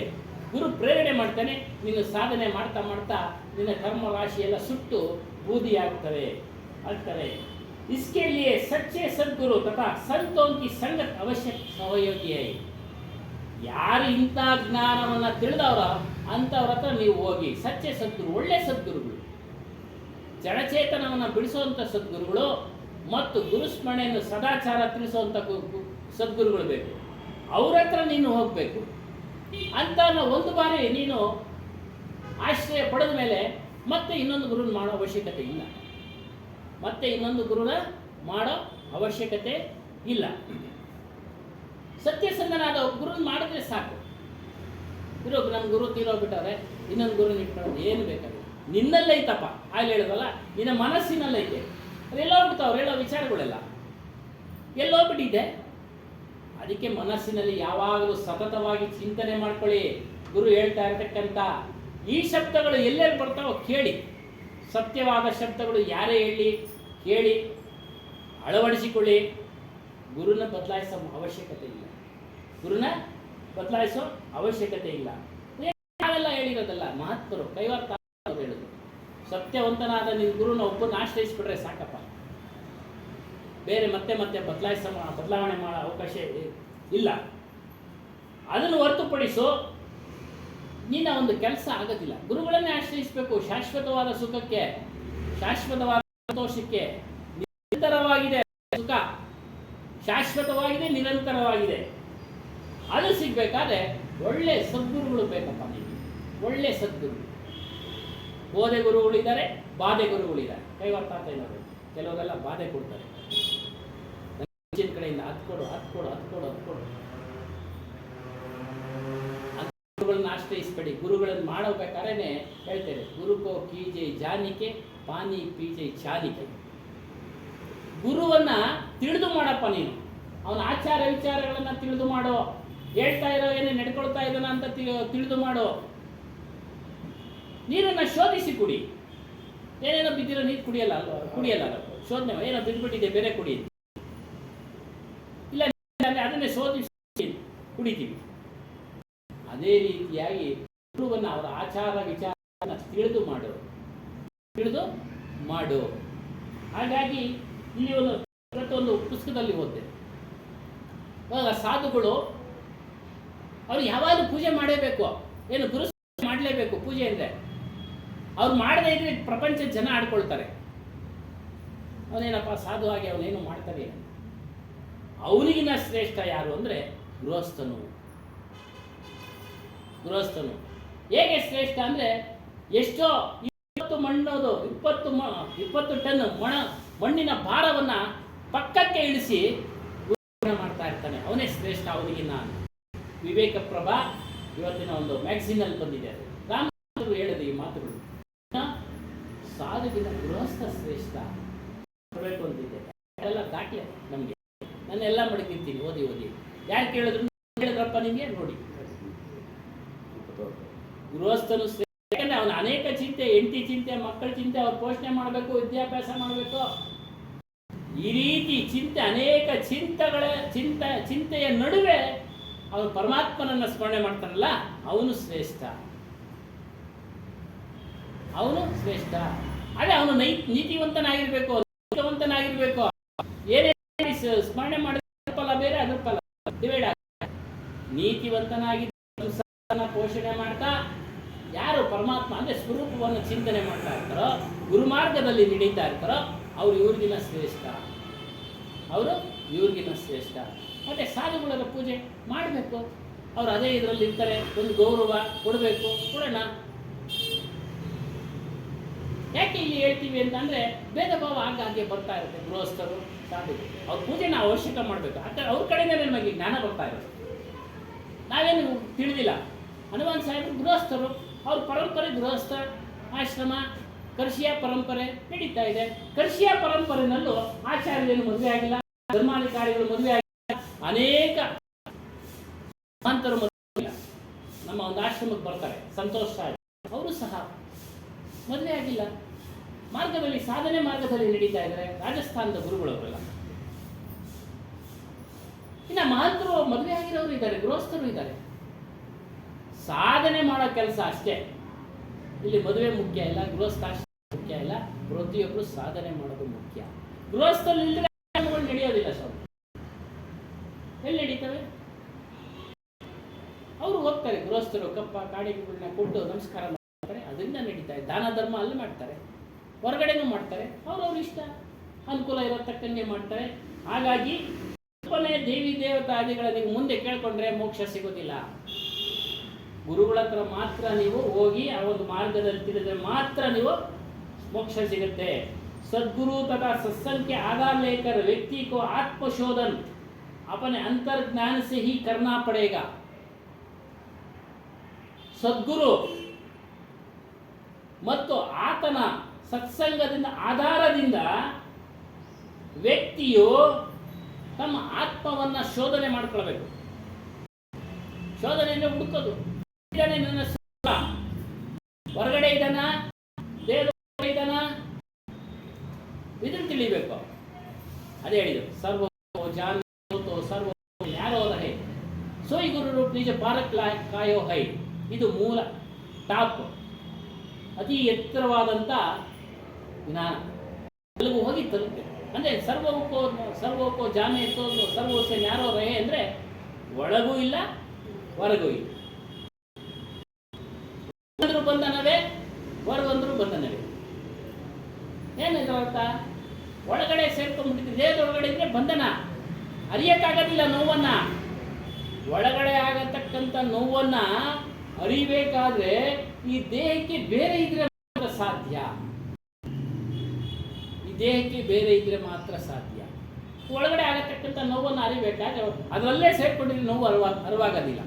ಇನ್ನು ಹೊರಗಡೆ ಇದಕ್ಕೂ ಬೇರೆ ನೋಡ್ತಾ ಇದೀವಿ, ಇದಕ್ಕೆ ಬೇರೆ ಇದ್ದೀವಿ ನಾವು. ಇದು ಕಬೀರ್ ಸಾಹೇಬ್ರ ಟಾಪ್. ಇಲ್ಲಿಗೆ ಬರಬೇಕು ನಾವು. ಈ ಅರಿವು ನಮಗೆ ಬರ್ತಾ ಇರುತ್ತೆ ಸಾಧನೆ ಮಾಡ್ತಾ ಮಾಡ್ತಾ. ಇದನ್ನು ತಿಳಿಬೇಕು. ಇದನ್ನೆಲ್ಲ ತಿಳಿಯೋದಕ್ಕೆ ಶೋಧನೆ. ಏನು, ಗುರುಗಳ ಹತ್ರ ಹೋಗ್ಬೇಕು, ಸತ್ಸಂಗ ಕೇಳಬೇಕು, ಅನುಮಾನಗಳ ಬಗ್ಗೆ ಕೇಳಬೇಕು, ಬಗೆಹರಿಸ್ಕೊಳ್ಬೇಕು. ಹುಡ್ತಾ ಇರ್ತವೆ, ಪ್ರಾರಂಭದಲ್ಲಿ ಅನುಮಾನಗಳು ಆಗ್ತಾನೆ ಇರ್ತವೆ. ಒಳಗೊಳಗೇನೆ ತಾವೇ ಬೇಕು ಅಂದ್ಕೊಳ್ಬೋದು, ಗ್ರಂಥಗಳನ್ನು ಅವಲೋಕನ ಮಾಡಿ. ಇಲ್ಲ ಅಂದರೆ ಗೊತ್ತಾಗಲಿಲ್ಲ ಅಂದರೆ ಈಗಲಂತೂ ಸಾಕಷ್ಟು ವಿದ್ಯಾವಂತರೆ. ಹಾಗೆಲ್ಲ ಹನುಮಾನ್ ದಾಸರ ಶಿಷ್ಯರಿದ್ದವರು ಅವಿದ್ಯಾವಂತರೆ, ಎಲ್ಲ ಅವಿದ್ಯಾವಂತರೆ ಪಾಪ. ಸಹ ಅವರೆಲ್ಲ ತಿಳ್ಕೊಂಡಿದ್ರು ನೋಡಿ. ಆದರೂ ಸಹ ಅವರೆಲ್ಲ ತಿಳ್ಕೊಂಡಿದ್ರು, ಸ್ವರೂಪದ ಬಗ್ಗೆ ತಿಳ್ಕೊಂಡಿದ್ರು. ಕೇಳಿದಕ್ಕೆ ಉತ್ತರಗಳು ಪಟ ಪಟ ಪಟ. ಹನುಮಾನ್ ಸಾಹೇಬ್ ಏನೋ ಪ್ರಶ್ನೆ ಕೇಳಿದ್ರೆ ಉತ್ತರ ಹೇಳೋರು. ಎಲ್ಲಿದ್ದೀಯಮ್ಮ? ಸ್ವರೂಪದಲ್ಲಿದ್ದೀನಿ, ನಾನು ಸ್ವರೂಪದಲ್ಲಿದ್ದೀನಿ. ಹಂಗೆ ಈ ರೀತಿಯಾಗಿ ಇದು ಸಂತರ್ಜ್ಞಾನ. ಈ ಸೇಹಿ ಕರ್ನಾಪಡೆಗ, ನಿನ್ನ ಒಳಗಿನ ಜ್ಞಾನದಿಂದ ಇವೆಲ್ಲ ಶೋಧನೆ ಮಾಡಬೇಕಪ್ಪ. ಇಲ್ಲ ಅಂದರೆ ಸಾಧ್ಯ ಇಲ್ಲ. ಶೋಧನೆ ಬೇರೆ ಏನಿಲ್ಲ, ಅವನೇ ಮಾಡೋದು. ನಮ್ಮ ಅರಿವು ಸ್ವರೂಪ ಇದೆ, ಅದರ ಮೂಲಕ. ಅದೇ ರಾಮ ಕಸೋಟಿ ಅಂದರೆ ಚೈತನ್ಯ, ಕಸೋಟಿ ಅಂದರೆ ಓರೆಗಲ್ಲು ಹಚ್ಚೋದು. ನಿಮ್ಮ ನಿಮ್ಮ ಅರಿವಿನ ಮೂಲಕವೇ ಎಲ್ಲವನ್ನ ಶೋಧನೆ ಮಾಡಬೇಕು. ಸತ್ಯಾಸತ್ಯಗಳನ್ನು ಶೋಧನೆ ಮಾಡಬೇಕು, ವಿಜ್ಞಾನವನ್ನು ಶೋಧನೆ ಮಾಡಬೇಕು. ಅವ್ರು ಶೋಧನೆ ಮಾಡ್ತಾರಲ್ಲ, ಏನೇನೋ ಕಂಡುಹಿಡಿತಾರೆ. ಅವ್ರು ಶೋಧನೆ ಮಾಡದೇ ಇದ್ರೆ ಕಂಡುಹಿಡಿಯೋಕ್ಕೆ ಸಾಧ್ಯ ಇಲ್ಲ. ಒಂದು ವಸ್ತುನ, ಒಂದು ಮೊಬೈಲ್ ಆಗಲಿ, ಒಂದು ಟಿ ವಿ ಆಗಲಿ, ಒಂದು ರೇಡಿಯೋ ಆಗಲಿ, ಒಂದು ವಿಜ್ಞಾನದ ವಸ್ತು, ಫ್ಲೈಟ್ ಆಗಲಿ, ಮತ್ತೊಂದು ರ್ಯಾಕೆಟ್, ಇವೆಲ್ಲ ಶೋಧನೆ ಮಾಡಿ. ಒಂದ್ಸರಿ ಫೇಲ್ ಆಗೋಯ್ತು, ಮತ್ತೆ ಮಾಡಿದ್ರು, ಪ್ರಯತ್ನ ಮಾಡಿದ್ರು. ಆ ರೀತಿ ನಮಗೂ ಫೇಲ್ ಆಗ್ತಾ ಇರ್ತವೆ. ಮನೆ ಪರಿವಾರದವರು ಹೋಗ್ಬಿಟ್ರೆ ಯಾರನ್ನ ಒಬ್ಬರು ಅಲ್ಲಾಡ್ಬಿಡ್ತೀವಿ. ಆ ಥರ ಅಲ್ಲಾಡಬೇಡ, ಅದೆಲ್ಲ ಸಹಜ ಅಂತ ತಿಳ್ಕೊಳ್ಳಿ. ಸಹಜ, ಸ್ವಲ್ಪ ದುಃಖ ಇರುತ್ತೆ, ನೋವನ್ನು ನುಂಗ್ಕೊಂಡು ಸಹಿಸ್ಕೊಳ್ಬೇಕು. ಅದನ್ನು ತಾಳ್ಮೆ ಇರ್ತಾರೆ. ಸಮಾಧಾನ, ನಮಗೆ ನಾವೇ ಸಮಾಧಾನ. ಭೌತಿಕವಾಗಿ ಬರೋರೆಲ್ಲ ಒಂದೆರಡು ಮಾತು ಹೇಳ್ತಾರೆ, ಹೋಗ್ತಾರೆ. ಸಮಾಧಾನ ಮಾಡ್ಕೊಳಪ್ಪ ಅಂತ ಅಷ್ಟೇ, ಇನ್ನೇನು ಅಷ್ಟೇ. ಸಮಾಧಾನ ಮಾಡ್ಕೊಳಪ್ಪ, ವಯಸ್ಸಾಯ್ತು, ಅವ್ರಿಗೆ ಕಾಯಿಲೆ ಹೋಗಿದ್ದೆ ಒಳ್ಳೇದಾಯ್ತು, ಅಲ್ಲೇನಮ್ಮ ಹೋಗಿದ್ದೆ ಒಳ್ಳೇದಾಯ್ತು, ನಿನ್ ಕಷ್ಟ ತಪ್ತು ಅಂತಾರೆ ಕೆಲವರು. ಕಷ್ಟ ತಪ್ಪಪ್ಪ, ಹೋಗಿದ್ದೆ ಒಳ್ಳೇದಾಯ್ತು, ಸತ್ಯನೇ ಅವ್ರು ಹೇಳೋದು, ಇಲ್ಲ ಅಂತ ಹೇಳಿಲ್ಲ. ಹಾಗಾಗಿ ಶೋಧನೆ ನಾವೇ ಮಾಡ್ಕೊಳ್ಳೋದು. ಅವಾಗ ಹೇಳಿದಾಗ ಚಿಂತನೆ ಮಾಡಬೇಕು, ಇದು ಸಹಜ, ಹಾಗದು ಸಹಜ. ಈ ರೀತಿಯಾಗಿ ನಾವು ನಮ್ಮ ಸ್ವರೂಪವನ್ನು ತಿಳಿಯೋದೇ ನಿಜವಾದ ಧರ್ಮ. ಅದನ್ನು ನೀವು ತಿಳಿ. ಅದು ಸ್ವಯಂ ವ್ಯಕ್ತಿಯಾಗಿದೆ, ನಿನ್ನಲ್ಲೇ ಇದೆ, ಬೇರೆ ಎಲ್ಲೂ ಇಲ್ಲ. ಒಳಗಡೆನೂ ಇಲ್ಲ, ಹೊರಗಡೆನೂ ಇಲ್ಲ. ಈಗ ಎಲ್ಲಿದೆ? ಯಾವುದರ ಮೂಲಕ ನೀನು ಎಲ್ಲವನ್ನ ಅರಿತಾ ಇದೆಯೋ ಅದೇ ನಿನ್ನ ಸ್ಥಳ. ಸ್ವಯಂ ವೇದ್ಯ ಅದಾಗಿದೆಯಪ್ಪ, ಅದನ್ನ ತಿಳಿ.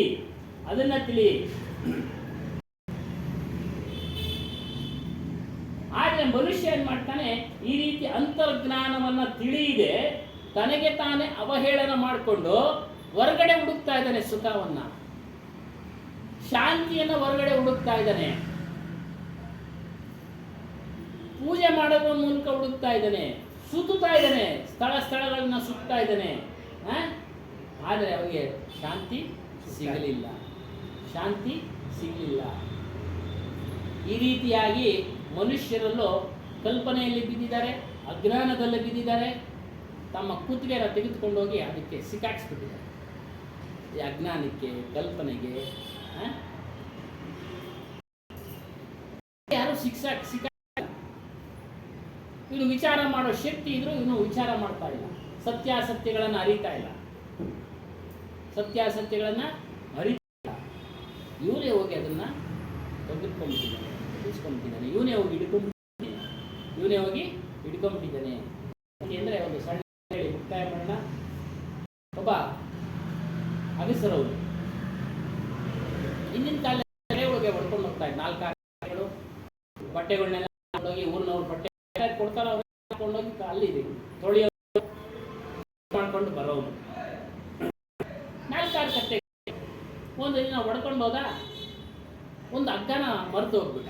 ಒಂದು 4 ಕತ್ತೆನಲ್ಲಿ ಒಂದು ಹಗ್ಗ ಮಾಡ್ಕೊಂಡು ಈ ಕತ್ತೆಗಳನ್ನೆಲ್ಲ ಕಟ್ಟಾಕ್ತಾ, ಕೊನೆ ಕತ್ತೆಗೆ ಹಗ್ಗನೇ ಇಲ್ಲ. ಏನು ಮಾಡೋದು? ಸ್ವಲ್ಪ ವಿವೇಕಿ ಅವನು, ಆ ಕತ್ತೆಗೆ ಏನು ಗೊತ್ತಾಗಿದೆ ಅಂತೇಳಿ ನಾಟಕ ಮಾಡ್ದ.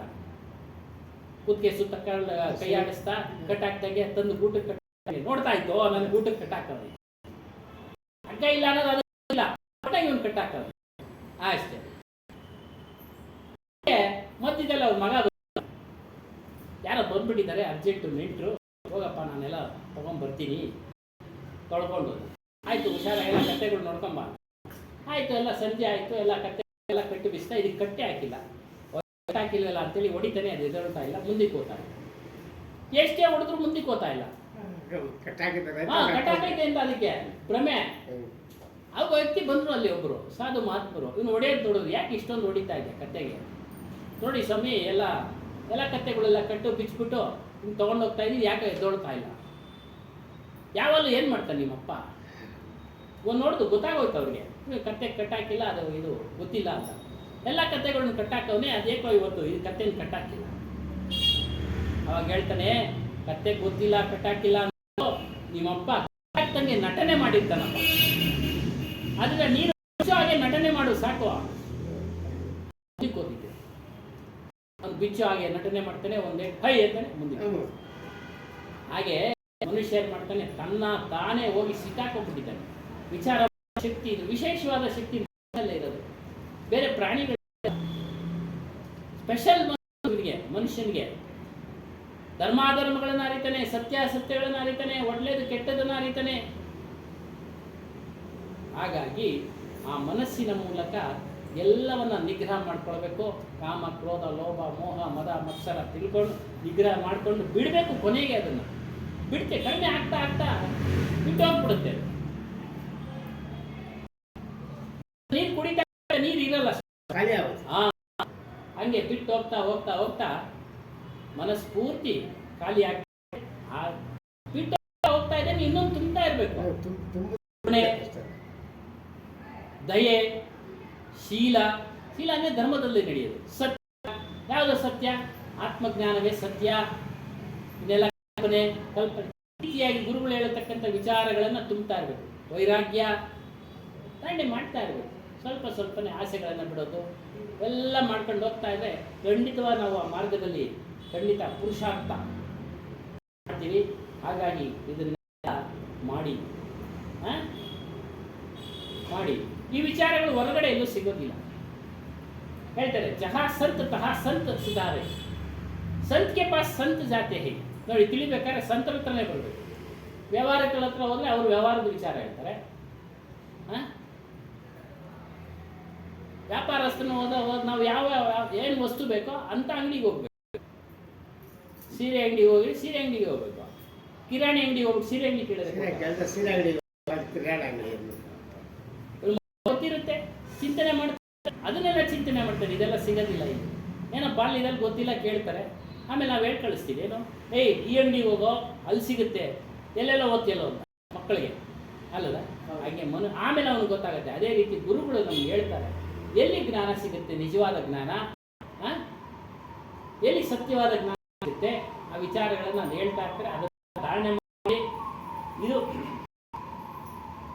ರೀತಿಯಾಗಿ ಸತ್ಯವನ್ನು ಮಾಡಿ, ಸತ್ಯ ಸತ್ಯ ಪರಕನೆ ಪರಕಿ ವಹಿ ಸತ್ಸಂಗ, ಸತ್ಯಾಸತ್ಯಗಳನ್ನು ಪರೀಕ್ಷಿಸೋದು ಸತ್ಸಂಗ. ಯಾವುದೋ ಒಂದು ಕಥೆ ಹೇಳ್ಬಿಟ್ರೆ ಎಲ್ಲೋ ಅದರ ಒಂದು ನೀತಿ ಸಿಗುತ್ತೆ, ಒಂದು ನೀತಿ ಸಿಗುತ್ತೆ. ಯಾವುದೋ ಒಂದು ಧರ್ಮದಿಂದ ಇದ್ನಪ್ಪ ರಾಮ, ಆದರ್ಶನಾಗಿದ್ದ, ಆದರ್ಶ ವ್ಯಕ್ತಿಯಾಗಿದ್ದ ಅಷ್ಟೇ. ಆದರೆ ಪರೀಕ್ಷೆ ಮಾಡತಕ್ಕಂಥ ಸತ್ಸಂಗ ಇಂಥ ಒಂದು ಸತ್ಸಂಗದಲ್ಲೇ ಸಿಗೋದು. ಅರಿವಿನ ಸತ್ಸಂಗ, ಆತ್ಮಜ್ಞಾನದ ಸತ್ಸಂಗ, ಅದು ನಿಷ್ಪಕ್ಷ, ಯಾವುದೇ ಪಕ್ಷಪಾತ ಇಲ್ಲ. ನಿಷ್ಪಕ್ಷವಾಗಿ ಪರಕ್ ಮಾಡೋ ಯಾರೇ ಆಗಿರಲಿ, ಪಕ್ಷ ಮಾಡಬೇಡ. ಯಾರು ಹೇಳಿದ್ರು ತಗೋ ಈ ವಿಚಾರನ, ಯಾರು ಹೇಳಿ, ಬಿಹಾರ್ನವ್ರು ಹೇಳಿ, ಬಿಹಾರ್ನವ್ರದ್ದು ಆಗ್ತಾ ಇದ್ವಿ, ಅವರು ಎಲ್ಲ ಜ್ಞಾನ ಹೇಳ್ತಾರೆ. ನಿತಿನ್ ದಾಸ್ ಅಂತ ಎಲ್ಲ ಪಾರಕಿ ಜ್ಞಾನ. ಯಾರು ಹೇಳಿ, ಎಲ್ಲ ಕಬೀರ್ ಪರಂಪರೆ, ಎಲ್ಲ ಬೇಸ್ಕೊಂಡ್ಬಿಟ್ಟಿದ್ದೀವಿ ನಾವೇನೆ. ಅವರು ಇವರು ಅವರು ಭಾಷೆ ವ್ಯತ್ಯಾಸ, ಎಲ್ಲ ಜ್ಞಾನ ಒಂದೇ. ಕಬೀರು ಅದೇ ಹೇಳಿದ್ವಲ್ಲ, ಕಳೆದ ಸಾರಿ 4 ಜನ ಶಿಷ್ಯರು ಪ್ರಮುಖರು ಜಾಗೋ ಸಾಹೇಬ್, ಭಗವಾನ್ ಸಾಹೇಬ್, ಶ್ರುತಿ ಗೋಪಾಲ್, ಧನಿ ಧರ್ಮದಾಸ್, ಎಲ್ಲರೂ ಒಂದು ಪೂಜಾ ವಿಧಾನಗಳು ಬೇರೆ ಬೇರೆ ಇರ್ಬೋದು, ಎಲ್ಲರೂ ಸಹ ಪಾರಕ್ ವಿಚಾರ ಎಲ್ಲರದ್ದು ಕೇಳ್ತಾ ಇರ್ತೀವಿ ನಾವು. ಎಲ್ಲರೂ ಸತ್ಯಗಳು ಬರ್ತಾ ಇರ್ತಾರೆ, ಪಾರಕ್ ಪಾರಕ್ ಪಾರಕ್ ಪಾರಕ್ ಪರಕ್ಕರೋ ಪರಕ್ಕರೋ. ಹಾಗಾಗಿ ಮೋಸ ಹೋಗ್ಬೇಡಿ, ಬೇರೆಯವ್ರ ಜೊತೆ ಹೋಗಿ ನೀವು ಮೋಸ ಹೋಗ್ಬೇಡಿ. ಮೋಸ ಹೋದ್ರೆ ಮತ್ತೆ ಹುಡ್ತಾ ಇರ್ತೀರಾ, ಸಾಯ್ತಾ ಇರ್ತೀರಾ. ಅದನ್ನ ಜಮೈನಿನಲ್ಲಿ ಹೇಳ್ತಾ ಇದ್ದಾರೆ, ನುಯ್ನು ತುಮ್ ಸತ್ಯ ಅಸತ್ಯಕ್ಕೋ ಪರಕ್ ಕರೋ. ಸತ್ಯಗಳನ್ನ ನೀನು ಪರೀಕ್ಷೆ ಮಾಡು. ನಿನ್ನ ಅಪ್ಪನಿ ಆತ್ಮಕ್ಕೂ ಪಹಚಾನೋ. ನಿನ್ನ ಸ್ವರೂಪ ಆತ್ಮವನ್ನ ತಿಳಿದುಕೋ. ಉಸ್ಮೆ ಸ್ಥಿತ್ ಹೋ ಜಾ, ಓಹೋ ಅದರಲ್ಲಿ ನಿಲ್ಲುವಂತನಾಗೋ. ನಾವೇನ್ ಮಾಡ್ಬೇಕು, ಇಂಥ ಒಂದು ಪಾರಕಿ ಸಂತರ ಹತ್ರ ವಿಚಾರ ಎಲ್ಲ ಪಾರಕ್ ವಿಚಾರನೇ ಹೇಳ್ತಾರೆ. ಡಬಲ್ ರೋಡ್ ಹಾಕಿದ್ಮೇಲೆ ಪಾರಕ್ ವಿಚಾರ ಹೇಳಿ ಯಾವ ವಿಚಾರ ಹೇಳ್ತಾರೆ. ಅವ್ರು ಯಾರೋ ಹೇಳ್ತಾ ಇದ್ರು, ಬೇಡ ಅಂದ್ಬಿಟ್ವಿ. ಆಮೇಲೆ ನಮ್ಮ ಟ್ರಸ್ಟಿಂಗ್ ಕೇಳಿದ್ದಕ್ಕೆ ನಾವೇ ಹೇಳೋಣ ಅಂತಿದ್ವಿ, ಹೇಳ್ಬಾರ್ದು ಅಂತ ಹೇಳಿದ್ವಿ. ಕರೆಕ್ಟಾಗಿ ಯಾಕೆ ಬೇಕು ಆ ವಿಚಾರಗಳು? ಯಾರನ್ನ ಇಟ್ಕೊಂಡ್ರೆ ಅದನ್ನು ಹೇಳ್ತಾರೆ. ಒಂದು ಆತ್ಮ ಇದಕ್ಕೆ ಚೈತನ್ಯವನ್ನು ರಮಿಸ್ತಾ ಇದೆ, ಬೇರೆ ಆತ್ಮ ಬಂದು ಸೇರಕ್ಕೆ ಸಾಧ್ಯ ಇಲ್ಲ. ಬೇರೆ ಆತ್ಮ ಬಂದು ಇದಕ್ಕೆ ಸೇರಕ್ಕೆ ಸಾಧ್ಯ ಇಲ್ಲ. ಅವೆಲ್ಲ ಭ್ರಮೆಗಳು, ಕಲ್ಪನೆಗಳು. ಹಾಗಾಗಿ ಎಚ್ಚರಿಕೆಯಲ್ಲಿ ಸತ್ಯಾಸತ್ಯಗಳನ್ನು ತಿಳಿಯಿರಿ. ಆ ಒಂದು ಸ್ಥಿತಿನಲ್ಲಿ ತಿಳಿಬೇಕಾದ್ರೆ ನೀವು ಇಂಥ ಸಂಘನೆ ಮಾಡಬೇಕು. ಪಾರಕಿ ವಿಚಾರ ಯಾರು ಹೇಳ್ತಾರೆ ಅವ್ರು ಸಂಘನೆ ಮಾಡಿ. ಆಗ ನಿಮಗೆ ಪ್ರಪಂಚ ಅಂದ್ರೇನು, ಜಡ ಅಂದ್ರೇನು, ಚೈತನ್ಯ ಅಂದ್ರೇನು, ನಾನು ಅಂದರೆ ಯಾರು ಅನ್ನೋದು ತಿಳಿಯುತ್ತೆ.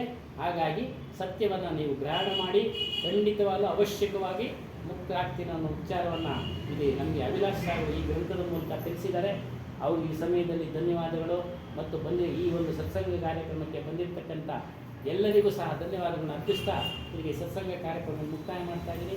बोलिए श्री सत्यनाम आदि कबीर साहेब की जय, श्री हनुमान साहेब की जय, माता जी की जय, सर्व संत महंत की जय।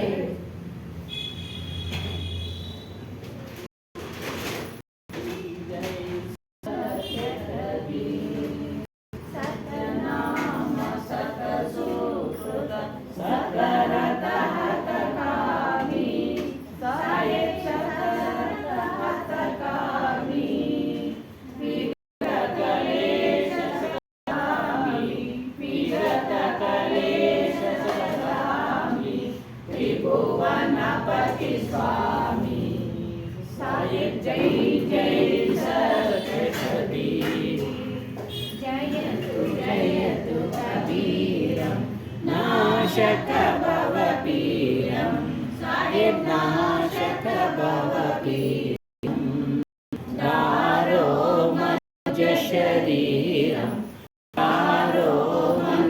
शरीरं शिशुवर शरतीरं साहेब जय जय सत्य कबीर परम मनोहर रूपं प्रमोदित सुखराशि साहेब प्रमोदित सुखराशि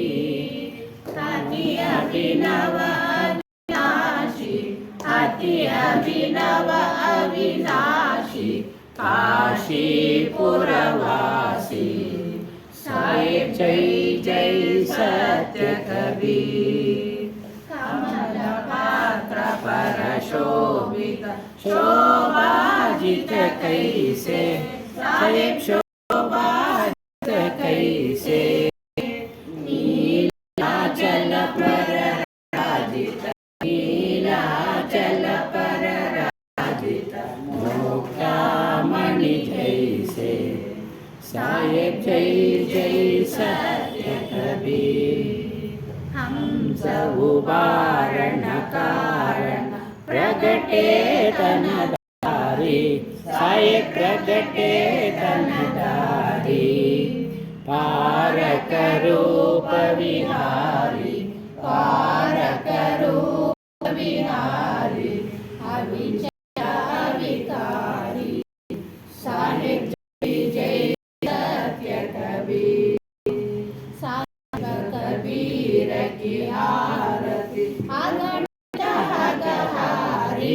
साहेब अगणित अगहारी धर्मदास बलिहारी धर्मदास बलिहारी मोद मंगलकारी साहेब जय जय सत्य कबीर साहेब कबीर की आरती जो कोई न रहावे साहेब जो कोई न रहावे भक्ति प्रदारक पावै भक्ति प्रदारक पावै भव में नहीं हावै साहेब जय जय सत्य कबीर बोलो सत्यनाम आदि कबीर साहेब की जय सद्गुरु महंत हनुमान साहेब की जय गुरु माता जी